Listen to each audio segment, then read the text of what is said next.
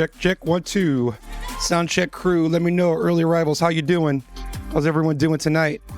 Big up each and every one. We're just getting started, just getting warm. What's up, Matter Pattern? Gal Seif, what up? Man Like Deeps, in it. Rude Boy Soldier coming in hot with the raid. What's up, Raiders? Welcome, welcome. Let's see, who else we got in here?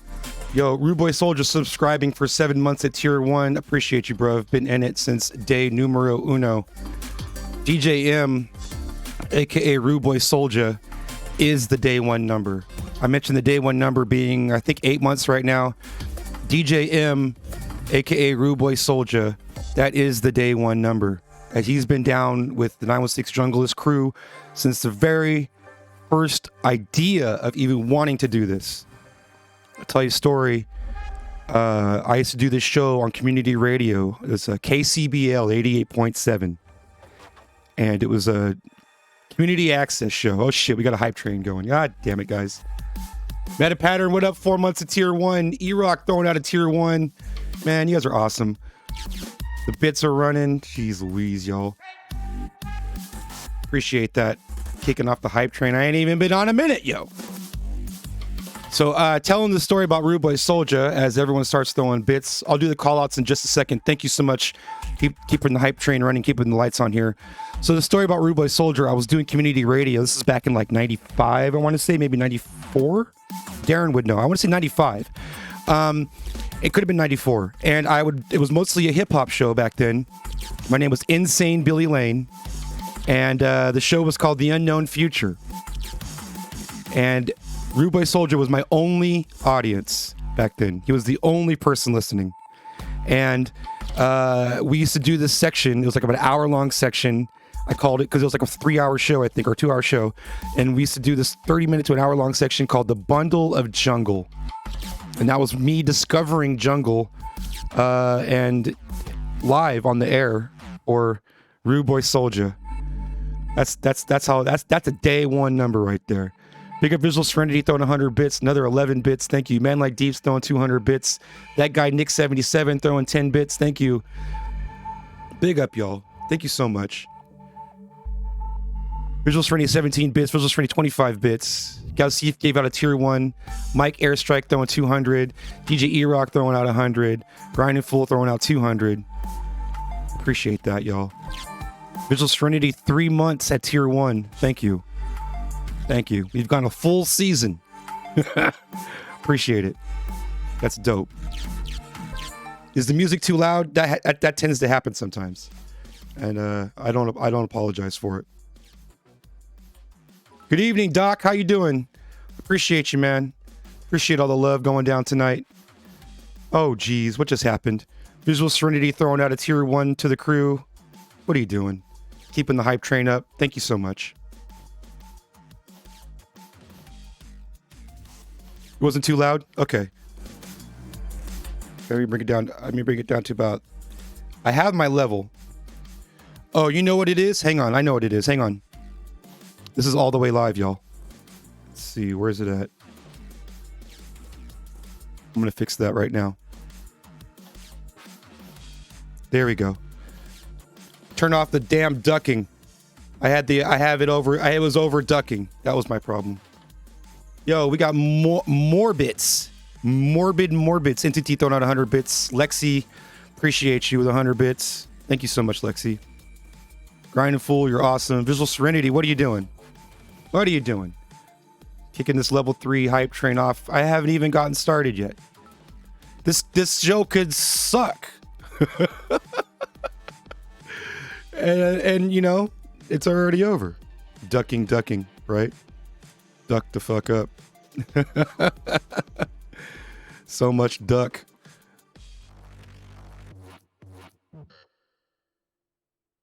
Quickety quack. Yo, big up Spire. Their love is real for this channel, man. I am always bragging about y'all. Louis, what's up, man? Like, I've had this conversation with my parents. I mean, I'm 42 years old, but my birthday just passed, and I was talking to my parents. Both my folks called me, obviously. And so I had I'm a Twitch streamer conversation with my parents. and it went pretty well. Obviously, I have had to have the I'm a DJ conversation with my parents, so they're already like, okay, what's going on now? They were actually super happy for me, and they always have been very supportive of me chasing my happiness and my dreams. And so yeah, I was talking to them and I was describing to them what it's like. Big up, y'all. The cheers are coming in. I'll call it out in a second. I appreciate it. I'm not ignoring it. I'll give you guys all a shout out in a second. Let me finish the story here. And so I was telling both my mom and my dad, they're separated, having separate conversations, and both of them wanted to know like what it was like. And I told, the first thing I started talking about was y'all. First I talked about was this, I'm talking to this group of people. I don't know why, but they keep coming back, and like a lot of them are my friends, and some of them I just met this year, and we've become really close. It's trippy. Like a lot of you 8 months ago didn't even know who you were, and now many of you, we're talking every day. Not even just during the streams. I chat with y'all on Discord, text message, got group texts going, fucking all kinds of shit going, man. And it's incredible. E-Rock looking for new tunes. What up? So if that's the biggest takeaway of this year, honestly. So I'm telling my parents about it, and they're super happy, and I'm super happy too. Obviously, it's not replacing my livelihood, but my sanity has been restored in a lot of ways because of y'all. And I wanted to genuinely thank you right now. I know I've gone through this before, and it won't be my last time. But before we get started, thank you very much for being here. I appreciate y'all. Every single one of you. Thank you. Even my Streamlabs bot. Thank you, Streamlabs bot. You're awesome. Who we got here? Visual Serenity throwing out 11 bits. What are you guys doing? Your mom, 7 months at tier 1, grinding full another hundo. What are you guys doing? What is that? Lil let's see. Lil Happagirly. What's happening? 300 bits. Thank you so much. Grinding full with 100 bits. Thank you. Darth Liquid. I need to hydrate. Good call. Let me do that right now. Lexi, appreciate you so much. Doc, what's up? Waden, what's up? Yo, you guys are awesome, man. Seriously. You guys ready for tonight's guest yet, or what?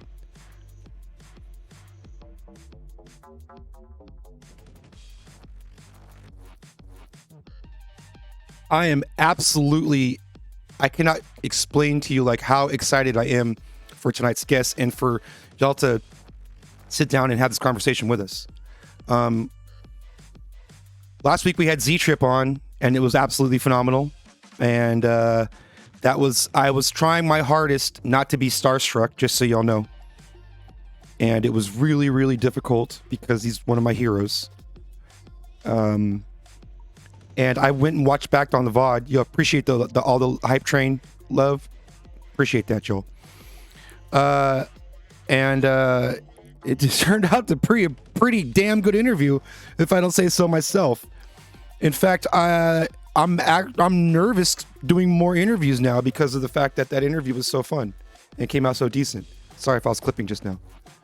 And I am absolutely beside myself excited tonight, whatever it is in your area. Because this person, when I first met him, let me take it back. When I first saw this person, it was on Twitch.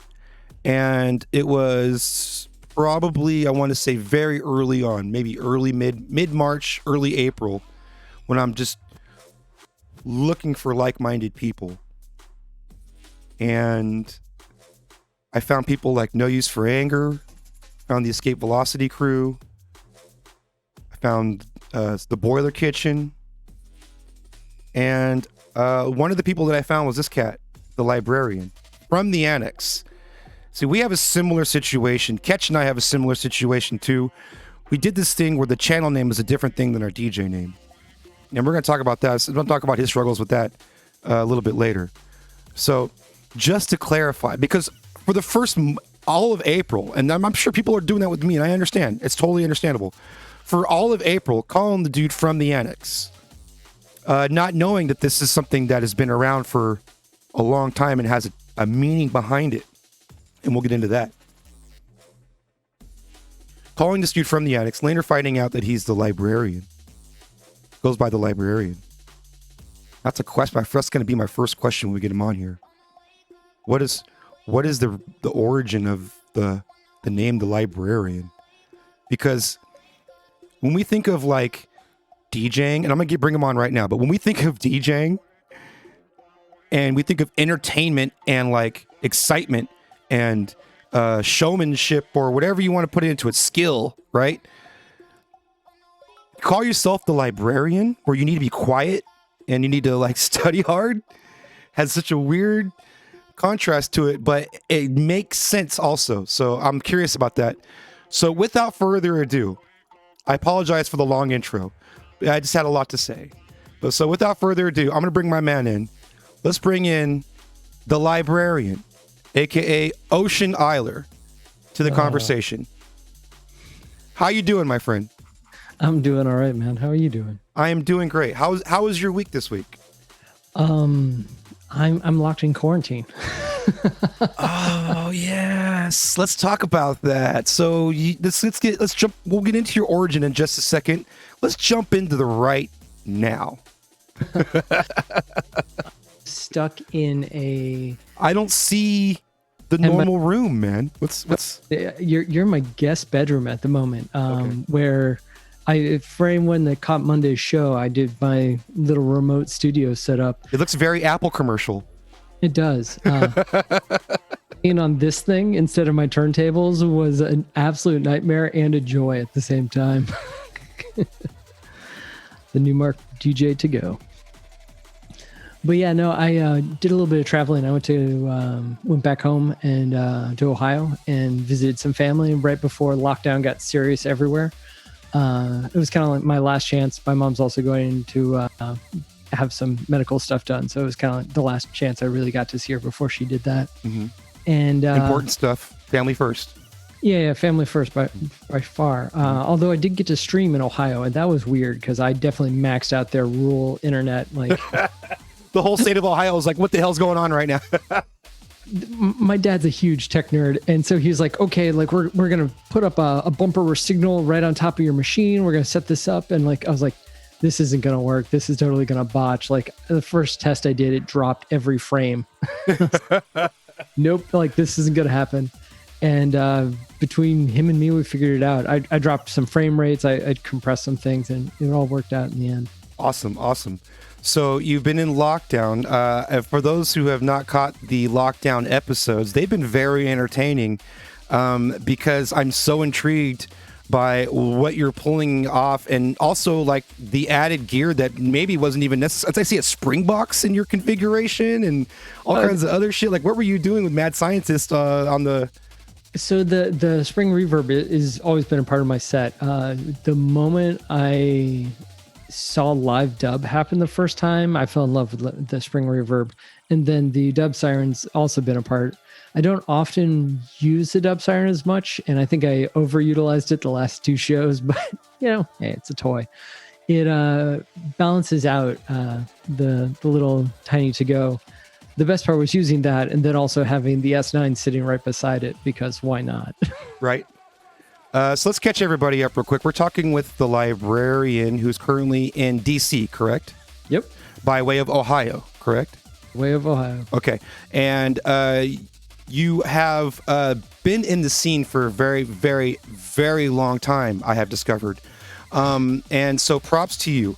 And also you have a lot of things going on in your life that are completely interesting. You're an absolutely creative individual. I want to go, first of all, I want to go back to, I want to say a few things, and hopefully it's part of your origin, and you could tell me the story, the origin story of these few things. I'm going to say a word, and you tell me what it is. Okay. First thing I want to say is Elm Imprint. Elm Imprint. Yeah. I've been with, wrong side. I've been with Elm for ever and a day. So before Elm was Elm, originally it was a label called Faction Digital Recordings, and then Elm then kind of became the umbrella of all of that. And me and Phil were hanging out. Who's Phil? Phil, Patrick Courier, otherwise known as Phil, is the owner of Elm Imprint. Got it. And he was jiving on something. He's like, man, I need a logo for this name. It's Elm Imprint. And I drafted some versions of trees and whatnot. And finally I came up with that green logo and all that. And he's like, sweet, that's it. Let's run with it. And so it started out as stickers. We did a series of shirts. I did the original record sleeves for it. Yeah. So that's Elm Imprint. That's awesome. Shouts out to Elm Imprint, by the way. And if you don't know, get to know. Their roster is really impressive. And every time they bring something new to the table, I'm super hyped to play it. So big ups.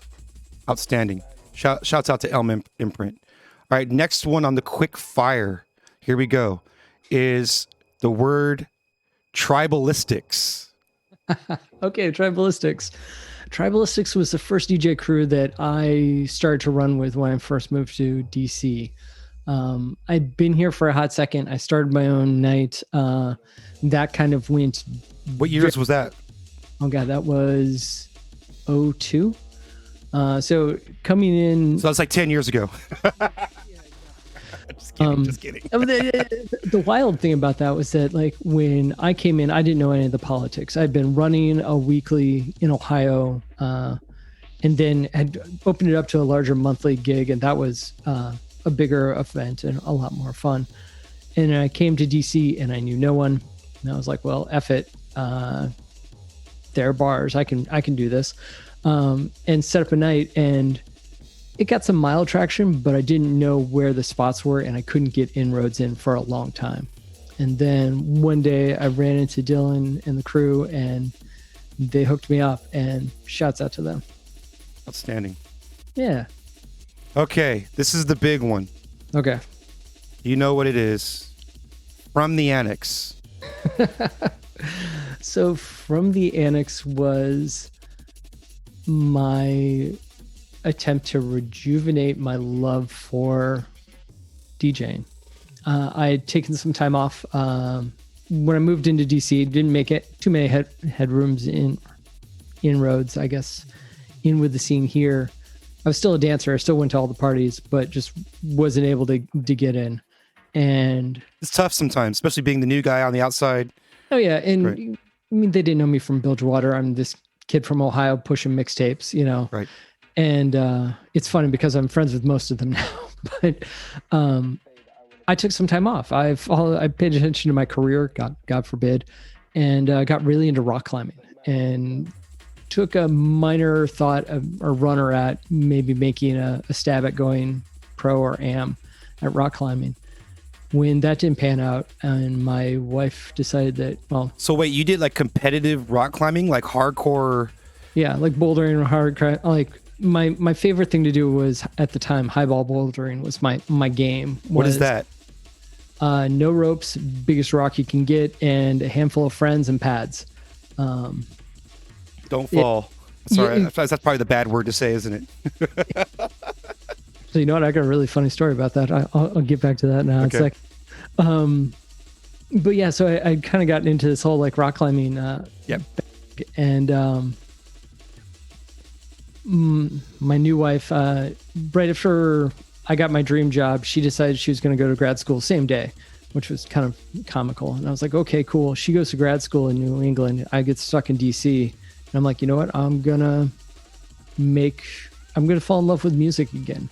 And I'm going to do it by playing everything. I don't care. And so I was doing this thing called social lubrication, where I would pick a track, and then I had to either find the next track because of something that was on the album, the name, the title, the color, something that was referenced in the song, whatnot, and then I had to interlink them all together, and I'd make a set out of that.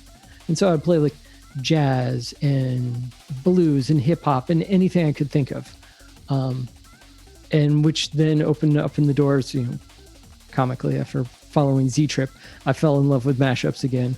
But I've been, mind you, this whole time, even when I wasn't DJing full time, I was still buying jungle and drum and bass records pretty constantly. What years was this? Oh God. So my vinyl habit has been since 94, but this is still like the early 2000-ish. Early 2000-ish era. Yeah. Yeah. I know it's all blur for me too. Like I said, that's 10 years ago, right? That's why that was what I meant behind that comment. It was 2009 when From the Annex got kicked off in full effect. And at that point in time, actually, no, at that time I had already picked up the moniker, the Librarian. So it worked in pretty well at that point. And it was just like, I want to get to know my collection and I want to play it. And that's kind of what I started doing. And I took even a deeper dive into Serato at that point, which is actually where all the cataloging came from, because I've been such a vinyl junkie up until this point. But I got my first Serato box in 2002. So I was kind of an early adopter on it, on that regard too. You're a very literary person. You and I had this little book club conversation in Discord not too long ago.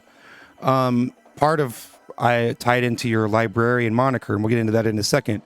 But keeping with From the Annex, I'm forgive my illiterate ignorance. Okay, I don't know what the source of that is and where it came from, and I Googled it, and I'm getting a bunch of stuff about Anne Frank and books, Secret of the Annex in Amazon, and I'm thinking, that's not what you're talking about? The Annex was always the off-site storage location for libraries. In college for a brief moment, I worked at the library, and which is part of where my love for cataloging came from. But in that small amount of time, I was working in the Annex. And so it was always just kind of this joke that, it's like, we're going to the Annex. And it's not nearly as sexy as you'd think. I mean, we're talking about a Midwest, like, state college. So it's more like a warehouse full of books. Sure. Yeah. But it totally fell in line with like my rave warehouse vibe. So I was like, I loved working there. It was great. So the Annex is like the surplus area for a library where all the extra books are. And your point to calling it From the Annex is saying, I'm coming from the archives to bring you this sound. Is that kind of the... Nailed it. Perfect. It kind of went with that whole like Dusty Fingers record crate thingy. It's like, it's like, I want to be in the back room and find that one book or that one record that has... Beautiful, by the way. Oh, thanks. Yeah.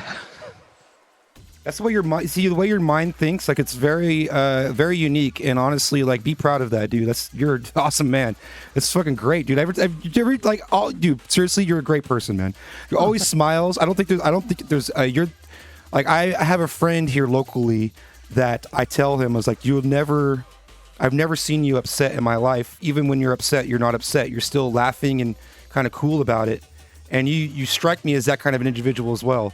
I've always seen you happy and like not overly stressed. Even when like you're in the weeds on the stream, you're like, you're good. You figure it out and you're rocking. Like it's a good thing, man. Like keep up that honestly, like you're radiating positivity and people are reacting to that, in my opinion. I wanted to share that with you as an outsider. So big up to you for that, man. Seriously.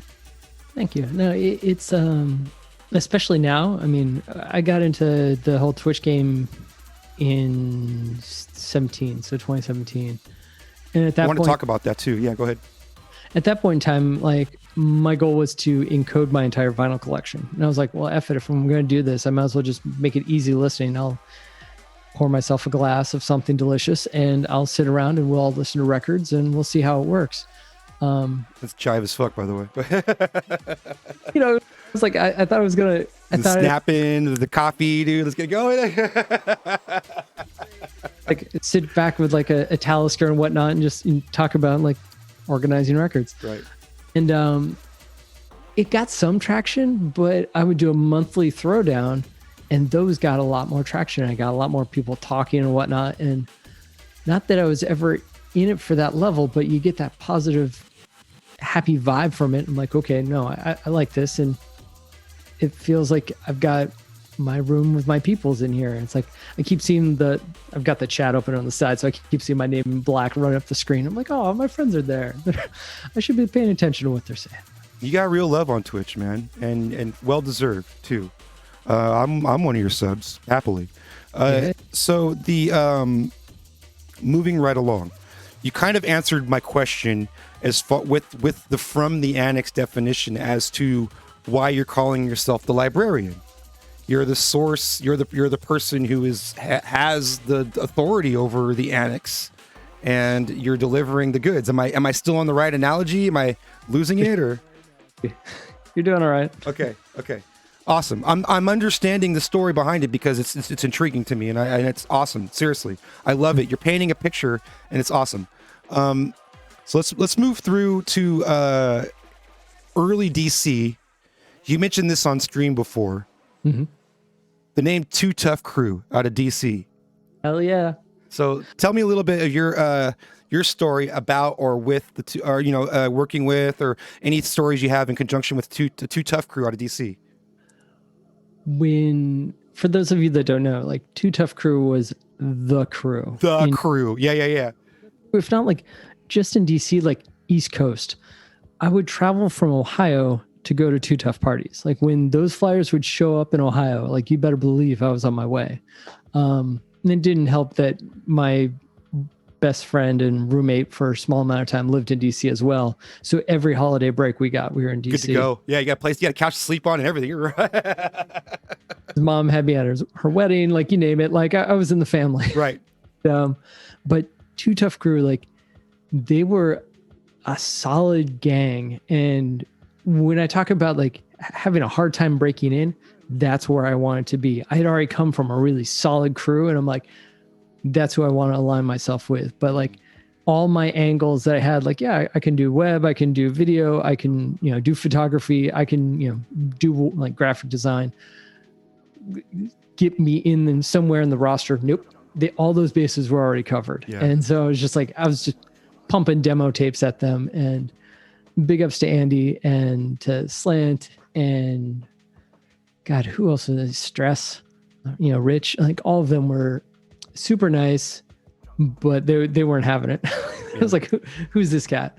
But their parties were the stuff of legend. I mean, when you go back and if you get a chance, actually go and jump on the archives. Most of them are all archived on Mixcloud, and go listen to the Armory parties and just look at the roster of who they were able to bring in. I mean, yes, we had an international airport. Yes, we had some really great connections to get UK DJs over here. So like the deck was slightly put in their favor, but they did all the work to make it that magical. So big ups to them. That's dope. Dude, Too Tough. I remember we used to stock some of their tapes in the record shop in Sacramento, California. And we actually I would see their promotions from afar and be like, yeah, that's sick. Too Tough Crew DC is doing it. My biggest exposure to them was via Flux and Rinse through Compound Records and the Bass Crew out in San Francisco. They were more connected on a national level. Sacramento, not really at that scale back then. So, I was on the outside looking in as well in a lot of ways. And also, a similar story. Flux and Rinse were super nice guys. They weren't jerks. You know what I mean? Like, it's just what it was, There's only so many butts that you can put in so many seats. So I think especially as when I was coming through, I was coming in at the height of like where they were at for sure. And they didn't have time for newcomers in that regard. Like I wasn't bringing anything amazingly new to the party. I was just another solid drum and bass DJ, which is then funny because I'm sitting here cataloging Slant's record collection as I'm in quarantine. Yeah, right. Okay, moving right along. Okay, you have been blogging for the better part of 10 years. Let me get this up on my screen real quick. Let me see here. Man, some of those original posts are so embarrassing. I read them all. So I'm going to post your blog spot into the chat. Yeah, first of all. Been doing it since Blogspot, yo. I have a 916 Blogspot. I haven't posted in it in 10 years.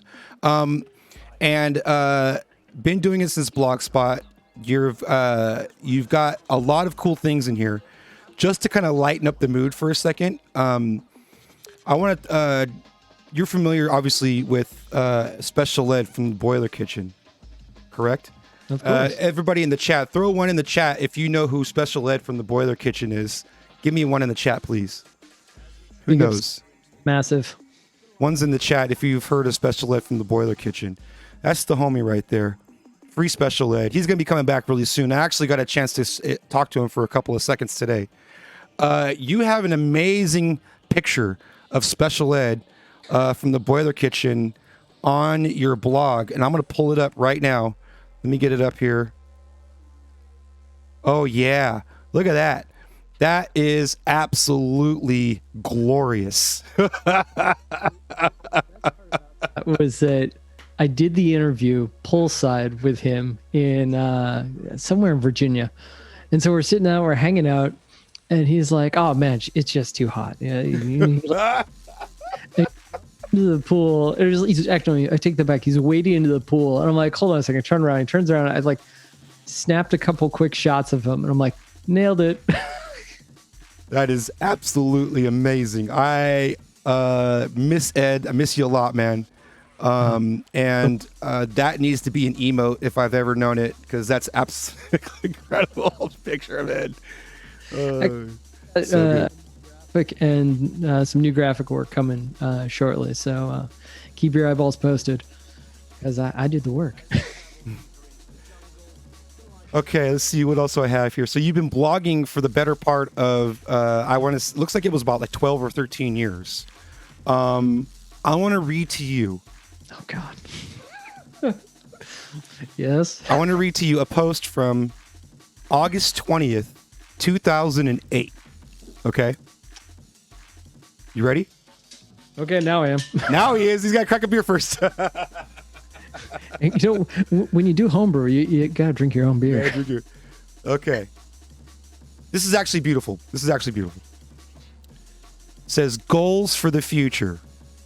Oh shit. Number 1, create a DJ community or find one again. Okay. Where do you think you are now in 2020? You know what? In 2020, I've got a DJ community, both locally and internationally.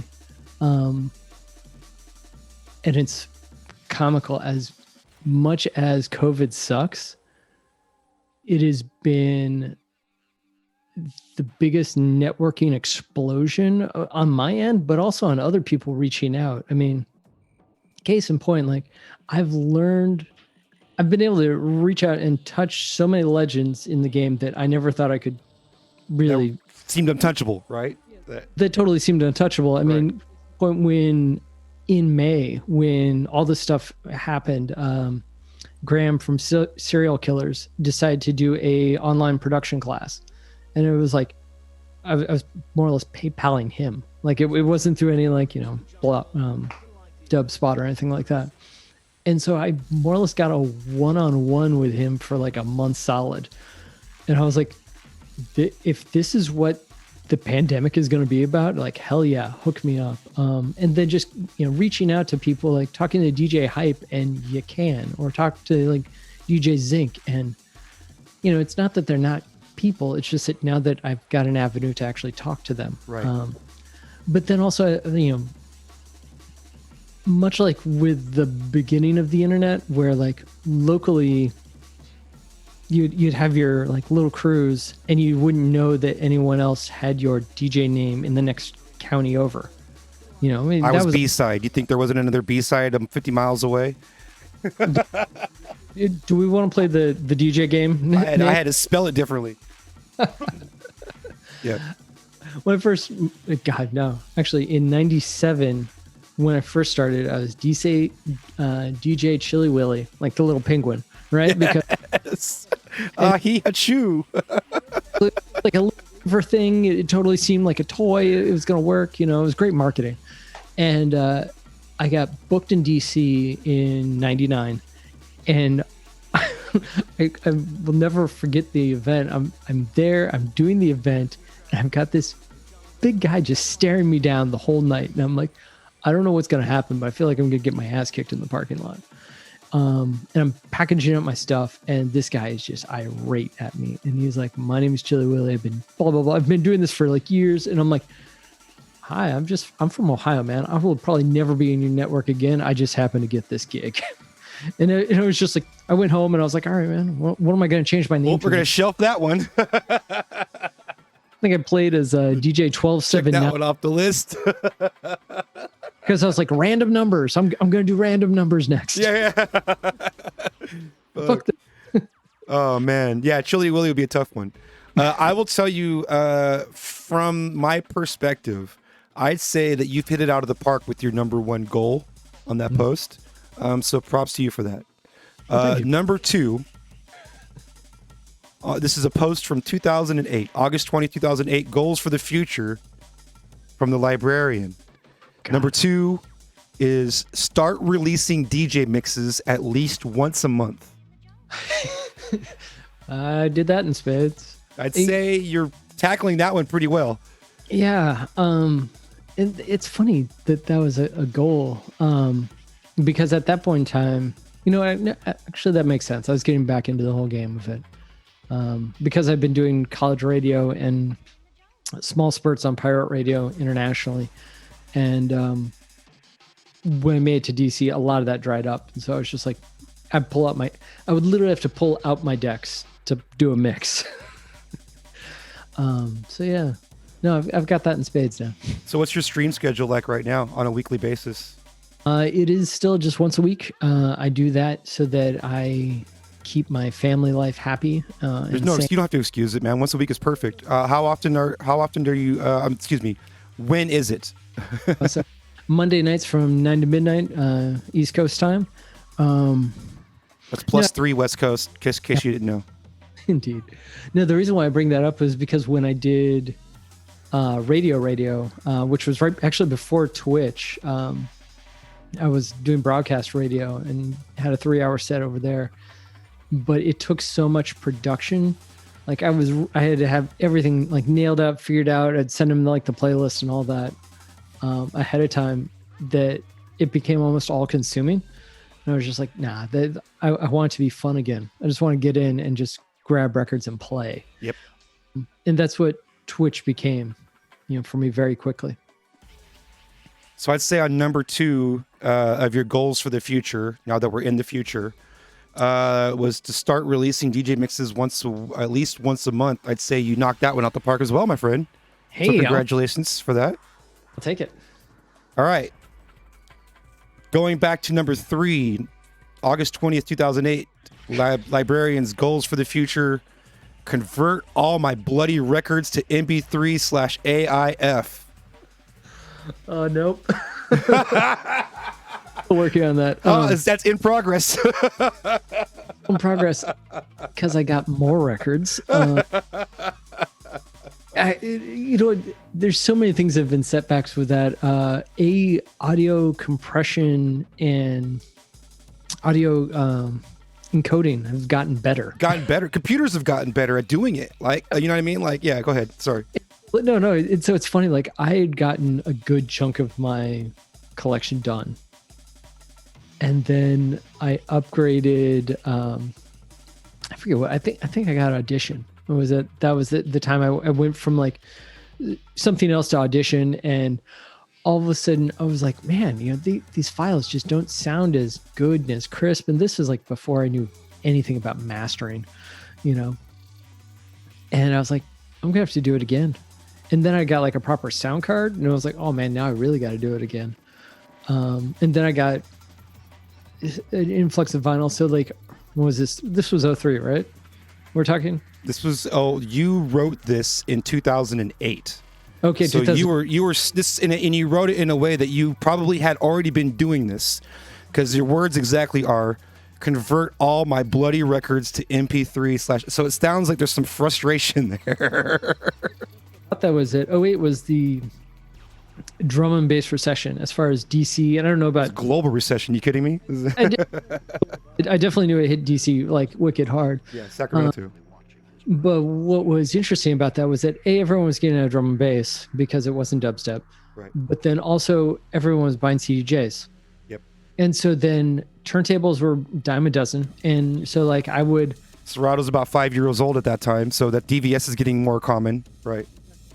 And what was interesting is that I would buy the turntables, and a lot of times I get the records for free. And the amount of times that happened, I can't even begin to explain. And so I was flipping turntables on a pretty good, I would like bring them in, clean them up, because half of them, they were so dirty. It was gross. But, you know, an air can and a little Windex, and like, oh, look at that. It's brand new. I mean, they're tanks. And so like I just turn around, get a quick profit off that, try to at least like save some pennies in there so I could buy more records. But then I had just amassed like a huge collection very quickly. And I'm still finding tracks I didn't know I owned. Like I'm just like, oh crap, I've had that all this time. When it comes to conquering this massive goal of converting all your bloody records, for me, a lot of us in the chat, and myself included, we have a decent sized record library, and I didn't even get like 100 records in before I realized that this isn't going to work, right? At one point, I came to terms with the fact that I'm just going to have to rebuy this shit digital, because that's just the best way I'm going to be able to find it. Have you done that as well? Have you just said, screw it, I'm snagging this? Like metalheads, like, you know, like, over the last 10 years, you've got like people that are remastering and re-releasing their entire discographies on Beatport and whatnot. Have you jumped on any of that as far as trying to fulfill this goal? I have, and then DJ Zinc proved me wrong one day. And I was sitting there and I was listening to, was it DJ Zinc or Dope Skills? Who does No Diggity? That's a Zinc.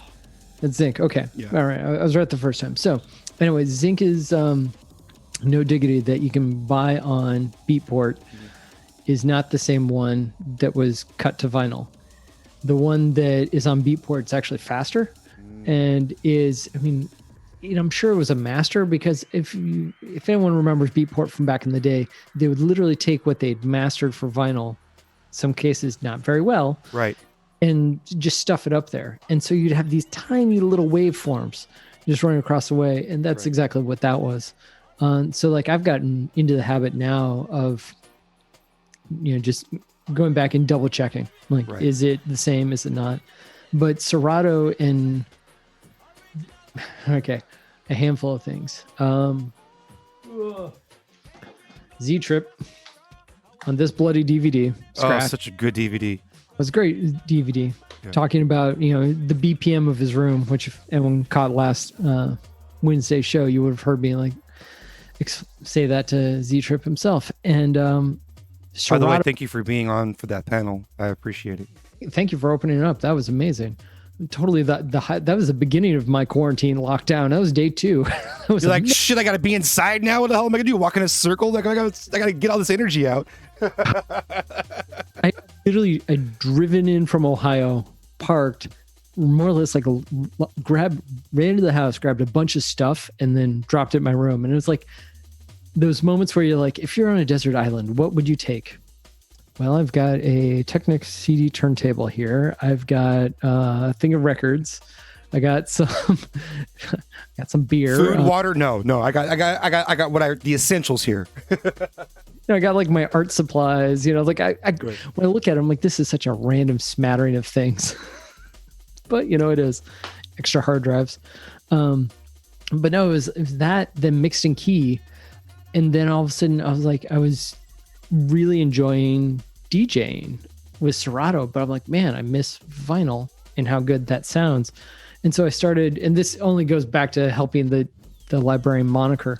I go in, I don't know how blown that is. And so like, there's a harmonic key of everything, the BPM, track name and listing. I sometimes will even throw like comments on it, which are now also my metadata. So when I go to search for it, but my crates match my physical crates. And the reason for that was that I didn't trust Serato to play live. And so I was like that for a long time. So everything that was encoded, I could very quickly build a crate. And because I knew where it came from in my crates, I could turn around and just grab it from behind very quickly. Oh, wow. So you literally catalog coded your shit. Like yeah. I was hanging out with my boy Freddie Did you Wills. put it all in 5-inch index cards and stick it into a catalog, into a shelf, into a drawer? It's kind of on the record. Serato is my other catalog in system. But do we decimal? Is it? I've thought about it at one point. But I think it was my boy Freddie Wills. I'm going to give him credit for this one. It was just like one day, he's like, man, you're a bloody librarian. And I was like, I like that. I think I'm going to run with it. And so Spire came up with DJ Dewey D. That's awesome. Hilarious. So sorry, I lost track a little bit here with the DJ Dewey D. Let's get back over here. All good, so number 3 was convert all my bloody records to MP3 or AIFF. We're gonna give that one in progress still. Yep.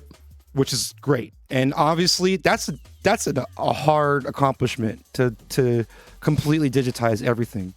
But I can see where you're going with this. My buddy Epic, he started doing it with the color coding system, and he got through like 1 or 2 genres and said, "Fuck, I'm done with this shit. I can't do it anymore." Go ahead. Sorry.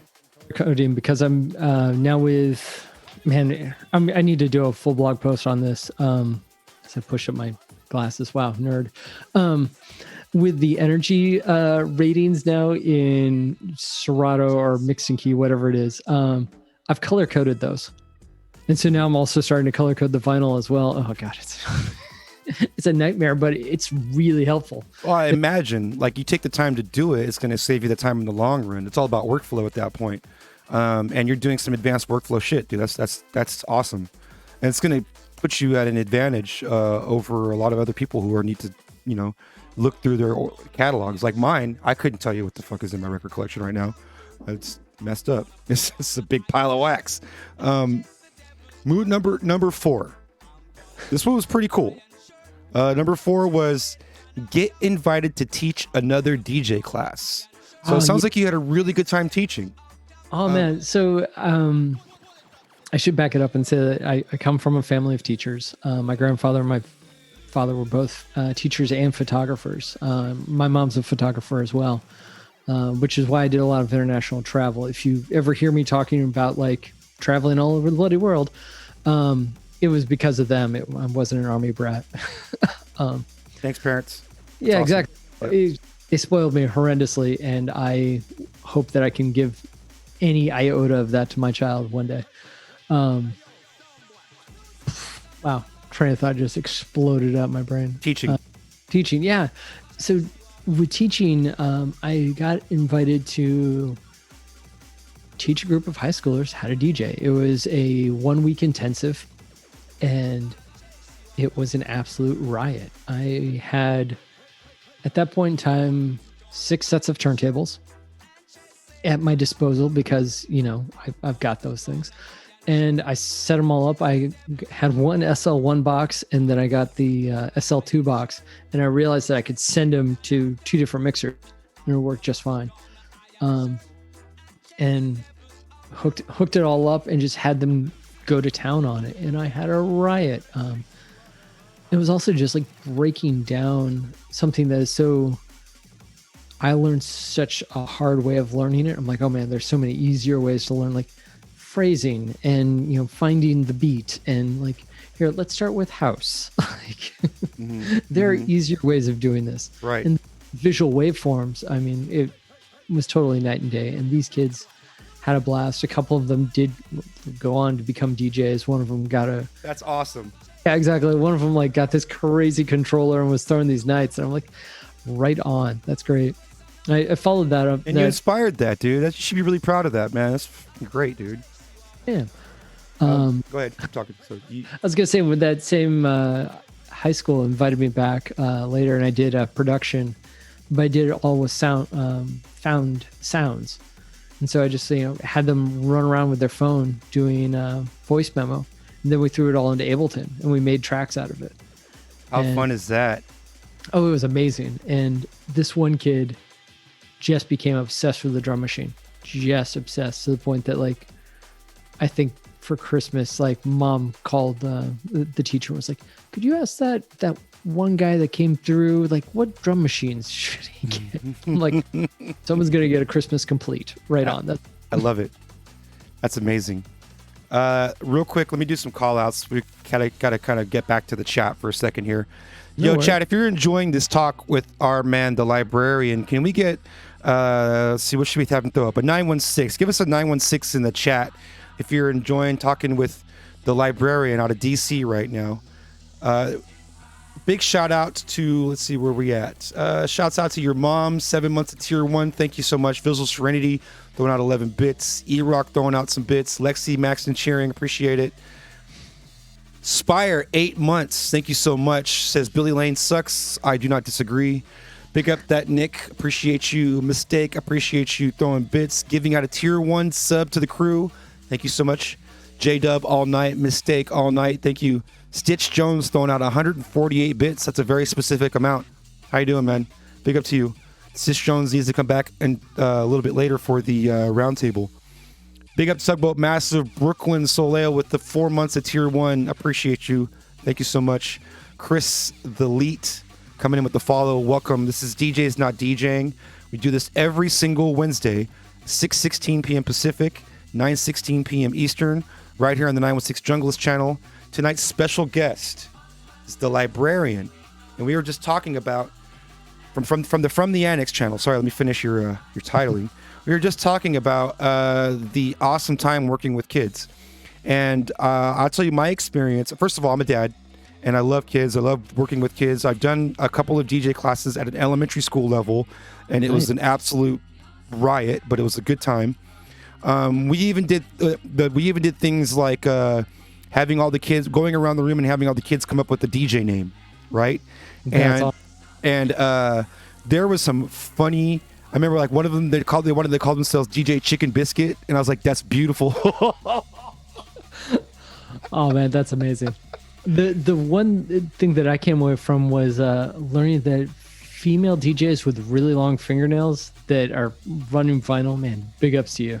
Like, I watched this poor girl, like, probably she scratched the bejesus out of a couple control discs, but she was trying her damnedest, and I was like, man, you are gonna so break a nail. Oh, yeah. There it goes. There it goes. Let's see who else we got in here real quick. Okay, so yeah, working with kids. I want to cut. I think you know where this is going. I want to cut to what you're doing for your 9 to 5.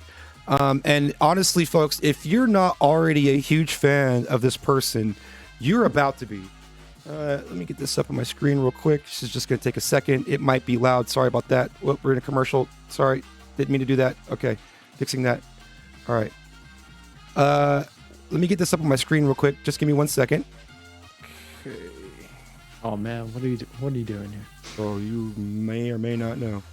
All right, let's see. Dun, dun. Right. Hey, big ups to Triple Overhead. Heck yeah, Akron, Ohio. Did you ever catch a cat by the name of DJ Cheshire? I think he was out of Youngstown.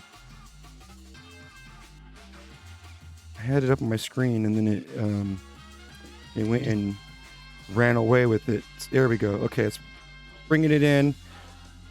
Let's take a look at what this guy also does outside of everything we've already talked about. Coming in.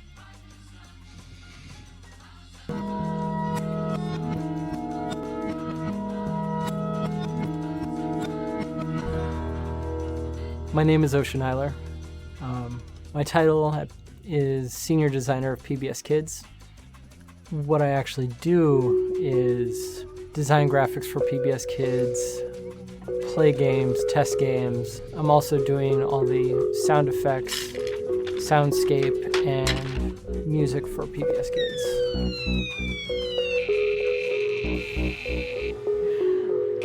Love my job. I was that kid that was constantly getting in trouble for drawing. I was definitely constantly always in the motion. I just think differently. But what that means for me is that I hear and I'm very visual. On any given day, I'll have a checklist of sounds sitting on my computer that I need to go off and find. I'll tap on things, I'll hammer on things. The sound of gumballs falling out of a gumball machine or a pickaxe breaking ice. I've got to go around and find that. Well, let's go make some sounds. Let's go do. Off we go. Tally-ho! Awesome. Sweet.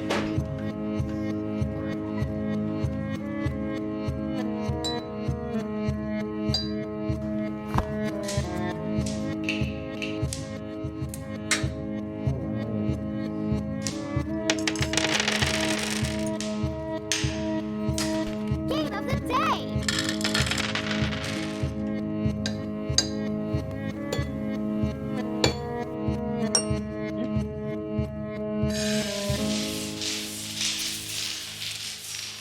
Cool. Oh, right on.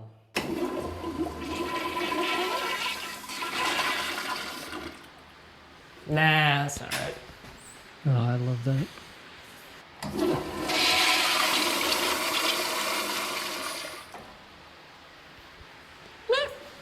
Not bad.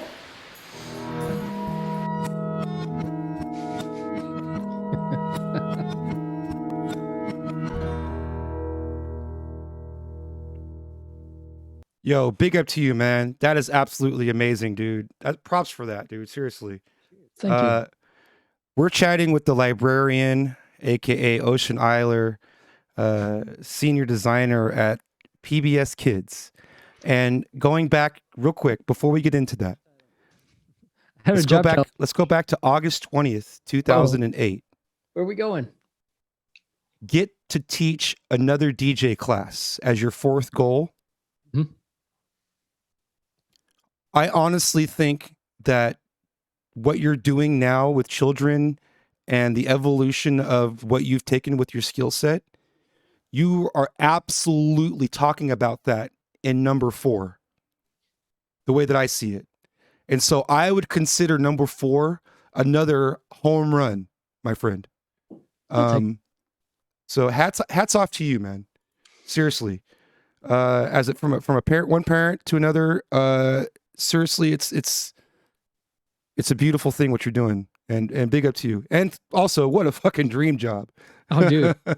So like I said, my wife goes to grad school. I get my dream job, and I've been there now for almost 12 years. It's been an absolute riot. They hauled me in as a flash designer for their video player. They were just about to launch a video player for at that point in time, the PBS Kids Go service. And it just it's more from there. The iPhone launched shortly thereafter and pretty much killed Flash.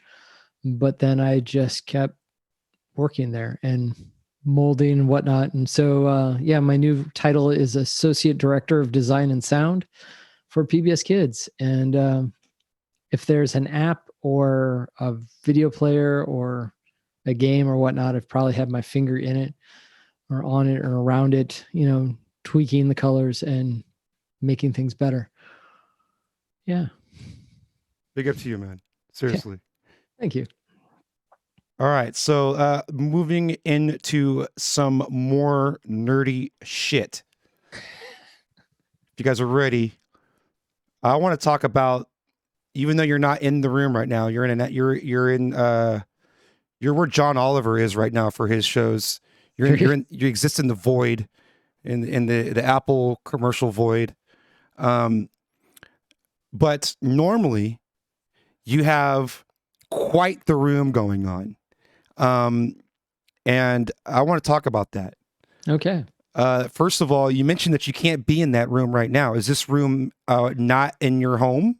Oh, no, it's in my home. I'm just at the moment quarantining only in one room in my house. From the rest of your family. Rest of my family. So you're locked in a fucking cell. You're in a room. I'm Are they sliding food under the fucking door? Like It's to the point that they knock and, I open the door, I grab the food, and like they run to the other side of the room, and then I'll open the door and kind of hang out in the doorway with my mask on. I miss my kids, I miss my wife, I miss my cat. But this COVID thing's no joke. So yeah, good for you. No, to Stitch Jones' question, no, I didn't get COVID. It was just traveling to Ohio. 14-day lockdown after travel into a high COVID area. Evidently, there are only a handful of cases from putting that particular county into martial law. So, yay, college students. Yeah. I have a friend, my buddy Matt, Ratfink303. I don't know if he's in the chat right now. He's a very big contributor to the show and the channel. He's from Kent. And super nice guy. You guys might know each other because you guys are damn near the same age and almost land there at the same time. But the homie Ratfink has great things to say about that area. And I didn't mean to dog on Ohio earlier, just making a joke. I dog on Ohio enough. So in your room, in this room that let me see if I can get a picture of it here. Give me a second. It's probably on your blog that we just went to. So let me get it up on the blog here. Let's see. I was gonna say either that or Instagram, one of the two. Right. Okay. So we'll go blog since it's already up. Okay, let's see. At the moment, there are just lots of mixes posts. That's fine. We'll just put a mix up real quick here. Okay, so let me get this up on my screen. Is this working? Let me see if this works. This work? Pretty sure that works. Yeah. So there he is taking a chug. And you can see this room. This room is straight massive. Let me see if I can get a better shot of it here. So meta. Look at this. Look at this room, you guys. What is going on here? We've got, first of all, I see the XP1. Mm-hmm.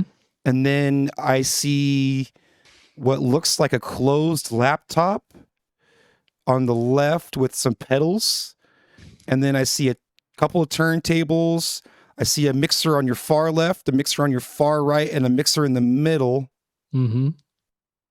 And I don't see your big old knob that you used to have. Shouts out to the knob crew. I was trying to find the knob. And man, so much stuff. So let's talk about it. What the hell is going on in this room right now? What do you got happening here? That room is my safe haven. It is 20 years of accumulating gear. It's kind of wild.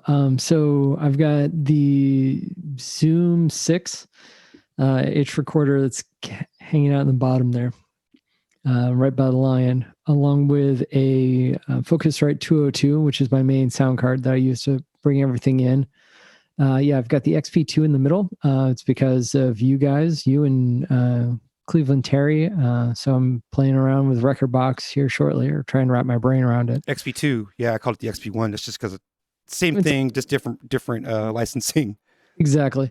Yeah. What you thought was a closed laptop is actually a laptop stand that has the RE20. That's my Echo, voice Echo. Ah, gotcha. Okay.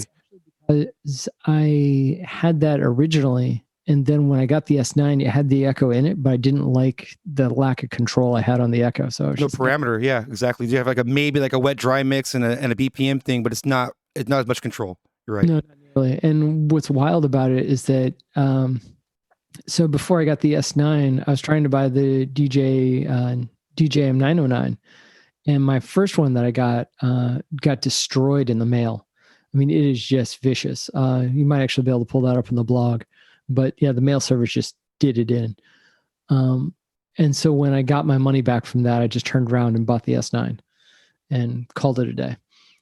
But I didn't realize it didn't have a send in return in it till I got it, or didn't have one. And I was like, oh, how am I going to work this? And so I was having to route all my vocals into like an old DJM 700 I had just so I could use the in and out to then bring it back in. Yep. My set's always been a little complex. I blame being the sound engineer at a college radio station for that, because I had all the gear in the world and not necessarily the smarts on how to make it minimalistic.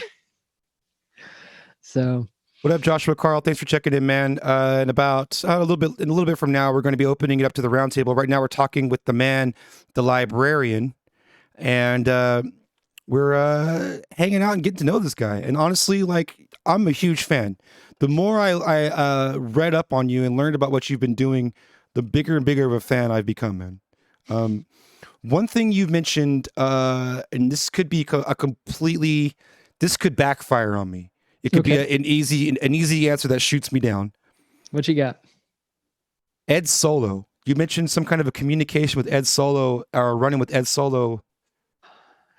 So Ed Solo when you talk about fanboying with Z-Trip, that would be my version of fanboying. Ed Solo is a bass ninja, a master of manipulating the sound, and I've been following him and Decline for what feels like forever now with Jungle Cakes. I mean, they touched a vibe when they went for that raga sound, and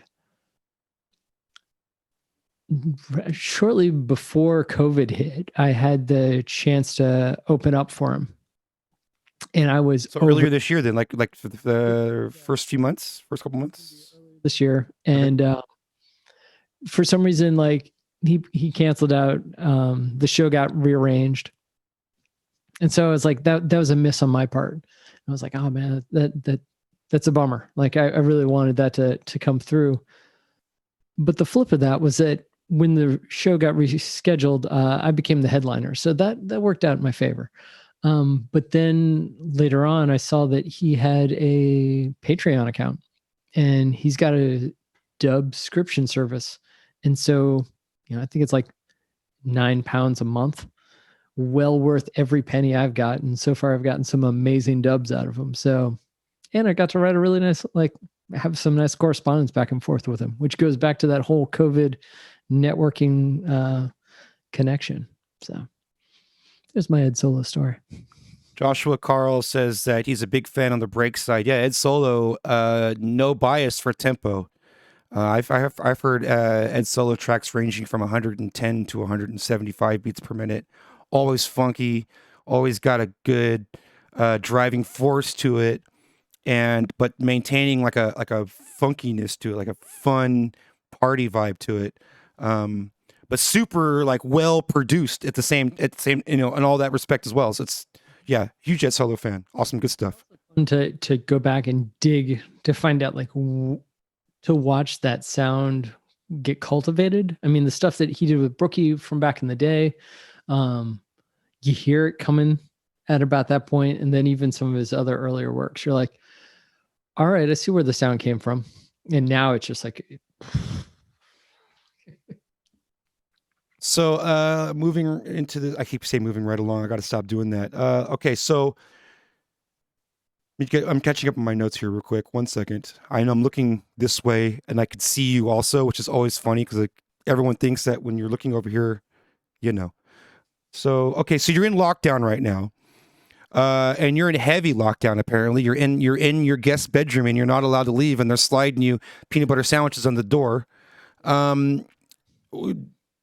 How are you doing? Are you holding up okay? First of all, are you doing okay? I think I'm doing all right. Okay. The last set I had, I took it as me just going bananas. I decided to play the weirdest drum and bass I had. I mean, to the point that I shouldn't be surprised, but YouTube totally wouldn't let me even post that VOD. Like I got so many copyright strikes. Yeah, straight blocked. Oh yeah, it was straight blocked, and it was because of the Ed Solo, actually, Jimi Hendrix Purple Haze remix. That'll do it. Yeah. Bam. And I'm actually contesting it right now because I'm like, they use a sample, but that's not the track. Right. So we'll see. Honestly, there's not much that can. What's the worst thing that can happen to a YouTube channel that you're not monetizing anyways? Yeah. Contest everything. Fair use. I'm making a statement. You know. And part of me is just like, I Bun down the annex. Yeah. Sorry. Go ahead. I cared for a while, and now I'm just like, no, I don't. It's in some ways a lot like with Twitch. Like, if Twitch went tomorrow, the thing that would kill me is that I'd lose a community. Yeah. But I'll do this on any damn platform I We'll can. Find each other. We'll regroup. We also have Discord now. We're chatting all over that. So like that is the beauty of Discord too. Not to cut you off, but in the beginning of this year, I didn't see one single use for Discord. I was like, I don't want to start using IRC again. This just reminds me of fucking using IRC, and I got tired of lurking IRC. I had a whole monitor dedicated to it for years, and all I did was lurk channels and not really do anything. It's just wasting my energy on that shit. And so, like, as soon as Discord launched, I was like, this is more IRC, and I immediately was turned off by it. But now that the Twitch community has been connecting, and we've been getting to know each other a little bit more, I see this conversation that's happening right now, this conversation that we're all having, continuing when we're offline in Discord. That's where the conversation is happening afterwards, right? Whether we're direct messaging or we're in each other's servers, we're talking it up a bunch of shop and, talking about what we're planning on doing for the next show and things like that. It's all happening on Discord, and it seems like it's naturally kind of doing that. So me being the rebellious person towards Discord, I kind of just slowly started putting it into my workflow or my daily use. And now I launch it before I launch the Facebook app. Like I launch it, what I mean? Like it's completely changed this year. It's interesting. Look at the insights on how you use your phone. I look at Instagram and Discord first thing in the morning before I even read the news. Just like, whoops. Yep. Same. So getting more into mental health in 2020. First thing, if anybody is ever having a hard issue right now, it's a super tough time for DJs. And everybody out there, myself included, goes through times where we're seriously fucking down over the shit, myself included. And so if there is ever a time when any of you need to reach out, please hit me on Discord, DM me, whisper me on Twitch. I'm here. Just want to put that out there. It's tough. It's tough for everybody. It's tough seeing people on Twitch who have more people watching than your channel. It's tough seeing all of your hard work and feeling like other people are getting it easier, and there's that envy there. I see people complaining about that on their streams lately, and I just want to say that comes from a place of envy, and it comes from a place of sadness and depression, and I want to lift you out of that, because we're not trying to outdo each other. We're just trying to create good content, and we want to help support everybody in creating good content and being positive and successful at this in their own right. And so anybody out there who's feeling fucking down, first of all, you're not alone. Everybody out there is feeling it in some way. So reach out and especially reach out to me. I would love to talk to you and hopefully cheer you up. And secondly, if anybody is having expanding on that, because I've been seeing this a lot lately, and I've been worried about the mental health of some of my peers. If people are really, really getting down about trying to make partner or got to get my numbers up on Twitch, how come I have less people all of a sudden and blah, blah, blah. Like, just remember that even the person who you're aspiring towards, who maybe has more viewership than you, they're looking at somebody else who has more viewership than them, and they're feeling the same kind of way. And that reaching a certain goal and thing that's going to make you happy is not going to make you happy. You got to find that happiness first, and then you'll arrive at that goal just the same, and even happy at that point. So honestly, like, just do what feels good. Don't let the shit get you down. And if it really does get you down, take a break, take a step away, talk to somebody. That's all I wanted to say about that piece. It's a really serious situation, man. Actually, man, I'll chime in. Like, slow and steady wins the race. First off, like, hands down. And I suffer from it too. I watched some numbers roll in, and people know who they are, and they were crushing it in ways that I can't even fathom. And I'm like kicking it with my 50 subs, and thank you to every one of you, by the way. And I just hit like 100K for like followers, and I was just like, and I had this brief moment of like, there was like that twinge of envy happened, And I went, but I'm not putting in the 55 hours a week to get those numbers. No, man, I'm putting in like 3 hours a week. Yeah. Like, of course, I'm getting part-time status. And you know what? I'm fine with that. Yes. You know, I don't ever want to be a partner. Good. Like that's not my bag. I've got a full-time job and I love my full-time job, but I love doing this stuff for you guys. So I can see when you're up online. By the way, your numbers are great. Don't discount your numbers ever. I can see when you're online that there is a true bliss happening. It's genuine. And the Twitch audience knows it as well. Everybody in that chat sees it. All smiles, man. Yeah. So big up for you for having your head on your shoulder in regards to that. That's the right mentality, in my opinion. Now, I'm not in any position to have any kind of authority. None of us are really. But I definitely want to help my friends when I feel like they need help. And I see some sort of cries for help lately when it comes to the frustration of not making partner. And it comes from a dark place. And I want to help bring people out of that and help them see, things that are more important than wasting your energy on things like that. So big up to you for seeing that. No, it's a really interesting insight that fortunately I had a coworker who's also a Twitch streamer, big ups Level Up Lady, who's been guiding me through all this. And she's, a gamer extraordinaire. And she very early on, told me about all the pitfalls. And I really, really appreciate her for doing that. And maybe one of these days I'll take her advice and finally buy a PC.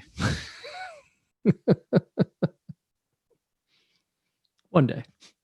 What's Darth Vader doing in here? What's up, Darth Vader? How you doing, my friend? Kicking it. Oh, he's about to raid in. That's what's up. What's that say? 20 minutes ago, Bear13. There it is. Bear13. You followed 20 minutes ago and I missed it. I apologize for that. Big up to Tweak Music Tips for being in here. Big up No Use for Anger. Big up E-Rock. Big up Apostle. Big up the Island Junglist. Even though it says Bun the Mac, I don't blame you. Big up Darth Vader.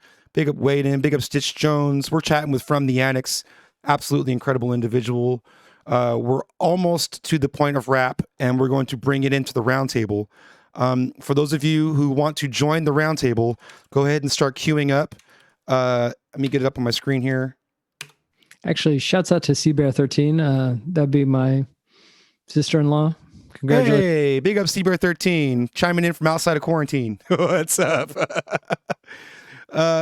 Jump in the Discord. I just threw the link into the chat a second ago.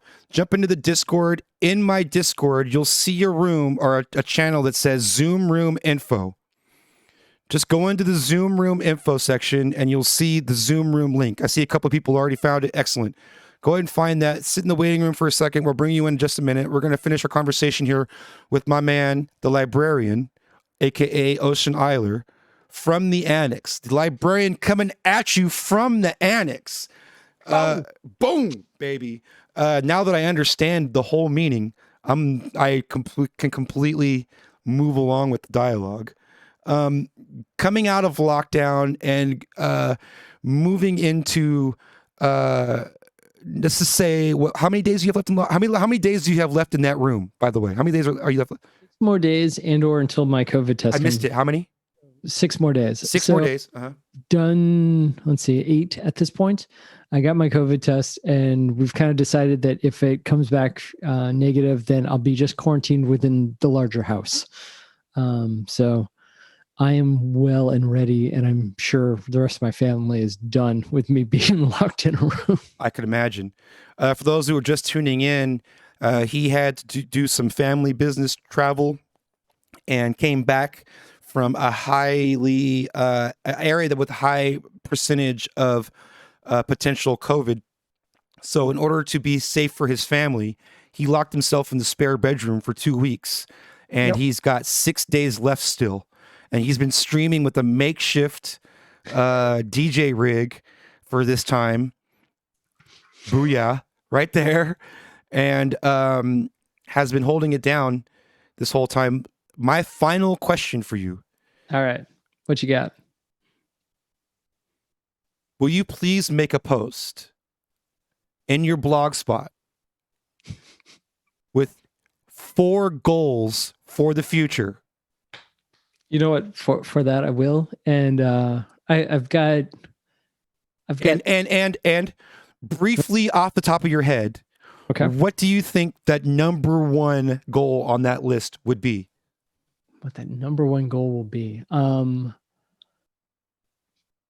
figure out how to convert the success I've had with Twitch to better the scene here in DC, so that when we get out of this, I can take it somewhere and just plant it and be like, okay, like we are now at this bar, here's a residency.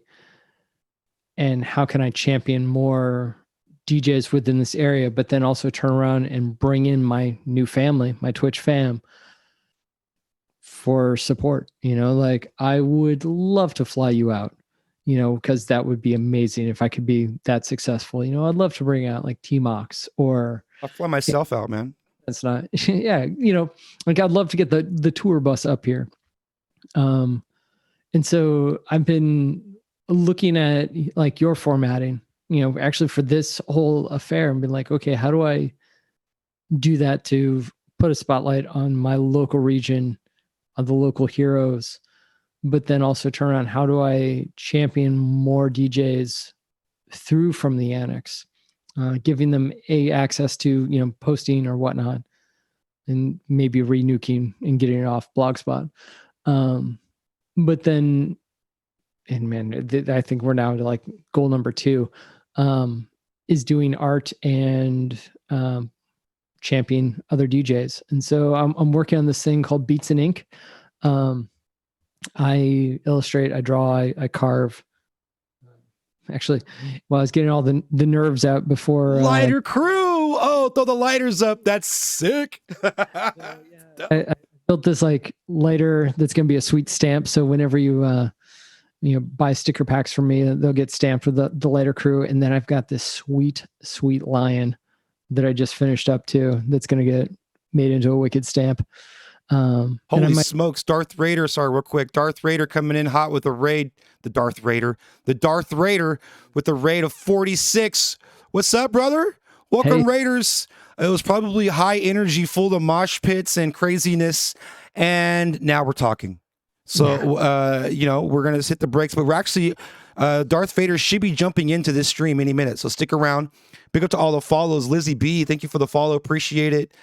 Big up all the Raiders. Welcome. We're about to jump into this roundtable. We're finishing up our conversation with my man, the Librarian. Absolutely incredible individual. Thank you. I look forward to talking with you, not 20 years down the road, but down the road to address these new goals, because I have every confidence based on your track record that you're going to knock 3 or 4 of them out of the park, and one of them is going to be in progress about 33 to 50% of the way.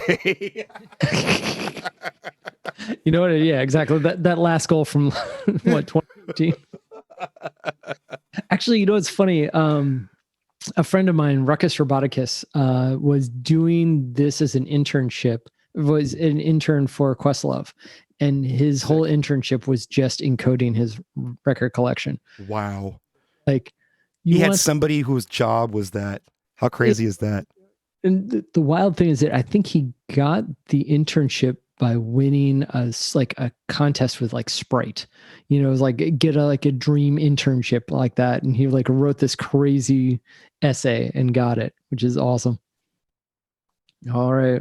What's the chat want to know? Where do you get sticker packs? So, hey, sticker packs you can get more or less by donating $5 to me, and it's old school skateboard style. You send me $5, give me your address. I stuff them in an envelope and send them to you. And they look like yonder. All of them have been illustrated by me, and they're fun. What else we got in here, crew? Come on. Very nice. Yeah. Let's send some questions out to the chat while the crew starts to arrive. If you want to jump into this roundtable, do it now. ! Discord in the chat will let you find your way. And any questions right now for our man, the Librarian, representing the From the Annex channel. Librarian coming at you from the Annex. Okay, here we go. Let's see. Okay, where do I send the monies? That's a logistical question. Any more questions from a man before we move right along? Yeah, we'll make it happen. I tell you what, I am super stoked to have you on, my friend. Like I said, the more and more I did my research, the more I became a bigger fan, and I really hope that happened as well today. And I hope that some people maybe got to know you a little bit better, and maybe can see what I'm seeing when I'm seeing it. Thank you, man. It's been awesome to meet you, to cultivate a friendship with you. And it's really funny because I remember the first time I like popped into your stream, I was like, all right, cool, sweet DJ. And I think at the time you were playing a track and I did like the standard like DJ, like, all right, like ID, what's that question? You're like, oh, that's my track. And I was like, note to self, Billy Lane, who's this cat? I'll take that. And it was like I went off and like went on a small buying spree. So, appreciate that. I'll take all the 7 cents that comes from those. So let's see. Spire had a question about what style of music do you want to expand, and do you neglect in your collection? Really hard, dark 2000 to 2004 drum and bass. And I'm talking about like that airy metalhead, sounds like it should be a sci-fi movie. I collect some of it just because I'm a fan of the producers and the artwork on it. But otherwise, yeah, I don't play that shit. So that'd be what I neglect. What I would love to expand on is more dubby jungle. There's a insane amount of it that's like been floating around. They've started slowing things down, and I'm super stoked about this. What else we got in here? I got a question for you. Hey, fire away, man. What you got? Can you elaborate on your? You were talking about the color code system. Can you elaborate on that a little bit? Yeah, I can. And so, Serato's got that ability to put in color coding. I've matched it up with my energy rating, if you will, from either Serato or Mixed in Key. One of the two has it. I think it's Mixed in Key. And so that I've got it set up so that when I know I'm going to do an opening set, it'll be like pink, or blue. And then if I'm going to like do the mid-range set, it'll be blue and green. If I'm going to do a headline spot, it's going to be yellow. It's going to be like that green, a little bit of yellow, and red. Like red is you're like, all right, man, you are just banging it out. And then on top of that, I mean, if we're going to get nerdy, I've stripped out all the composers out of all my set, and I've started using emotes in there for fire. And so like when I open it up and I go to, if all of a sudden someone goes like, I want to hear Raga Jungle, I go, okay, cool. I go right into my Raga Jungle crate. And when I pop it up, everything with little fire emoticon in the composer slot, which I've got like as my number 2, I've got my color. So I got numbers, color coding, and then the composer slot, and then like track name and all that bollocks. I can just grab all my fire and just be like, I'm going to drop nothing but fire on you. And I know what I'm bringing. And all that stuff has been key matched so that it's running top to bottom in the crate by key. And so then I can sit there and jump keys and, do my crazy harmonic mixing. Actually, someone in the chat was asking about that too. Triple Overhead wanted to understand a little bit more about the harmonic mixing and how it makes sense. I've tried to explain it. I can jump on that a little bit. I've tried to explain it like, say you walk up to a piano and you just start pounding 2 random keys in rhythm. It's going to sound like plank, plank, plank, plank, plank, plank, plank, right? But if you walk up to a piano and you play 2 keys that harmonize, they're going to sing together. It's going to go sing, sing, sing, sing, sing, right? So that's the difference when you're mixing harmonically versus mixing out of key. So if your songs are in key, then if they're harmonically match, then they will sing together when you mix from one song to the other. Whereas if they don't harmonically match, then sure, they're in rhythm. You could like walking up to the piano and pressing 2 keys at the same time, they're in rhythm. But since they don't sing together, since they're not harmonic, then it just sounds like plank, plank, plank, plank, plank, like some fucked off noise. And that's what you're doing when you mix out of key. And for DJs that used to DJ on vinyl back in the day, it would be that time where you go, oh, these two tracks really work well together. And it was like the moment I had that realization that that's what that was, Yep. I was like, oh, I have software now that can tell me when those two tracks are going to sound really nice together. That not only tells me that, but also keeps the song in key when I speed it up and slow it down. Because that's the crucial part with vinyl. When you sped it up, which most of us usually sped it up a little bit, at least, right? You could be throwing it like almost up to a semitone out of key sometimes. You know what I mean? Yeah. But if you're really knee deep in it, you then realize that. Oh yeah. You're like, okay, plus 6 is like a harmonic fifth. Good to go. All right. Like for Watch Me, I've had people call me out as pre-programming my sets before, because I'll throw down a vinyl on it and I know where to put the pitch control to it, because I already know that, okay, that one is, playing at 88 beat per minute, so then this one's at like 85. So I know if I push it up to like, four up, I should be pretty close. And then I can fine tune it in from there. And I remember someone calling me out for like pre-programming a set. And I was like, you know what? If you didn't know what I was doing, yes. Probably guessed. Yes. Yeah, fair enough. I see that logic. Rude Boy Soldier says sometimes mixing out of key can be desirable because it creates tension. I definitely don't disagree with that. Just like anything, when there's rules, bending the rules or even breaking the rules on purpose can have a desired effect. But understanding when you're doing it in order to be precise with that is important. So still understanding what you're doing when you're doing it, it's no different. You know what I mean? When you're making like an active artistic choice, right? As opposed to just throwing shit against the wall to see what sticks. Right. It goes back to like that, okay, I'm playing a track that references back in the day. It's so sweet. I'm going to drop this other track that references back to the future. No, it doesn't harmonically mix, but you know what? People are going to get it. Right. Right. There's other reasons. There's other ways to bring songs together where they wouldn't harmonically mix, but there's other reasons to bring songs together when they talk. Yeah, if you're mixing songs out of key together that well, people won't even think about what key the songs are in. They might even think they're in the right key together, especially if it's like just percussion or something like that. Or a wordplay or something that's like topical or 12th level chess kind of shit. Yeah, exactly. Some songs are in a key, but they only have one or two notes, and they actually still adapt to more keys than other songs that are in that same key, but actually use all of the notes that are in that key. Right. That's why I always like the traffic light system from the old Nexus platform and everything like that with the Pioneers, because you could get the yellow light, and the yellow light was always that right there, right? Maybe. Well, one of the things when starting out, before I was like, not when starting out, but like when I was starting out with a computer, I was using like Virtual DJ kind of like off the start of it, and then moved up. Virtual DJ had like that kind of like key detector, like it had the Camelot key detector, and it could go, you could either put it in the 8A, or you could do it in the actual harmonic where it's like, oh, it's an F minor or whatever.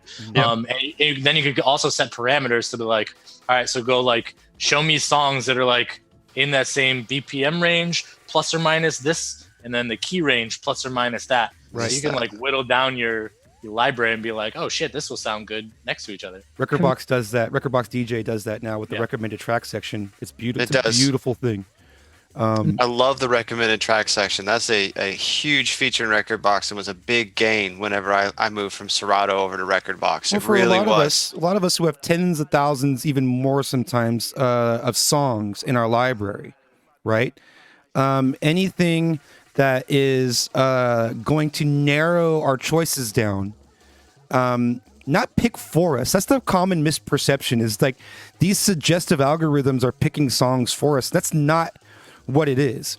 What it's doing is it's throwing out the shit that absolutely won't work and giving you a choice of what will work mathematically. So that's obviously arguable there, but will work, and letting us choose from that. taking 30,000 tracks and bringing it down to 3,000 is not picking it for us. You know what I mean? Like, Yeah, I was about to say that. Like, you know, it makes bad suggestion choices just like I make bad suggestion choices. It's never a lock. It's never a lock. right.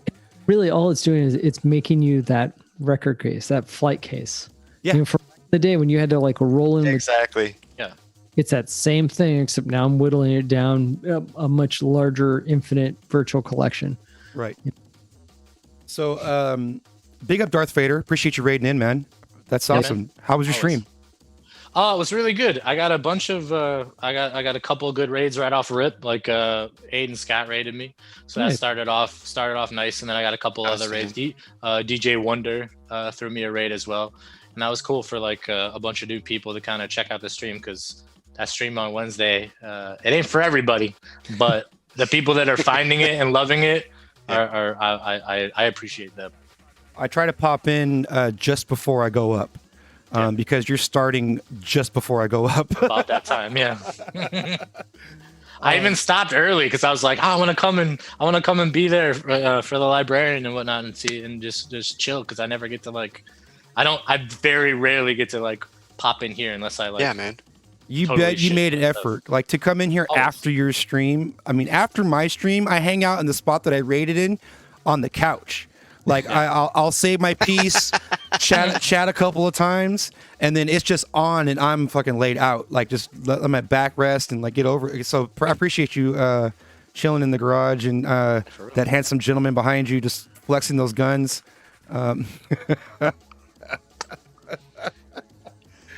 Thanks for the raid, brother. I appreciate Yeah, it. man. Good seeing you, dude. Good seeing you always. Yeah, always.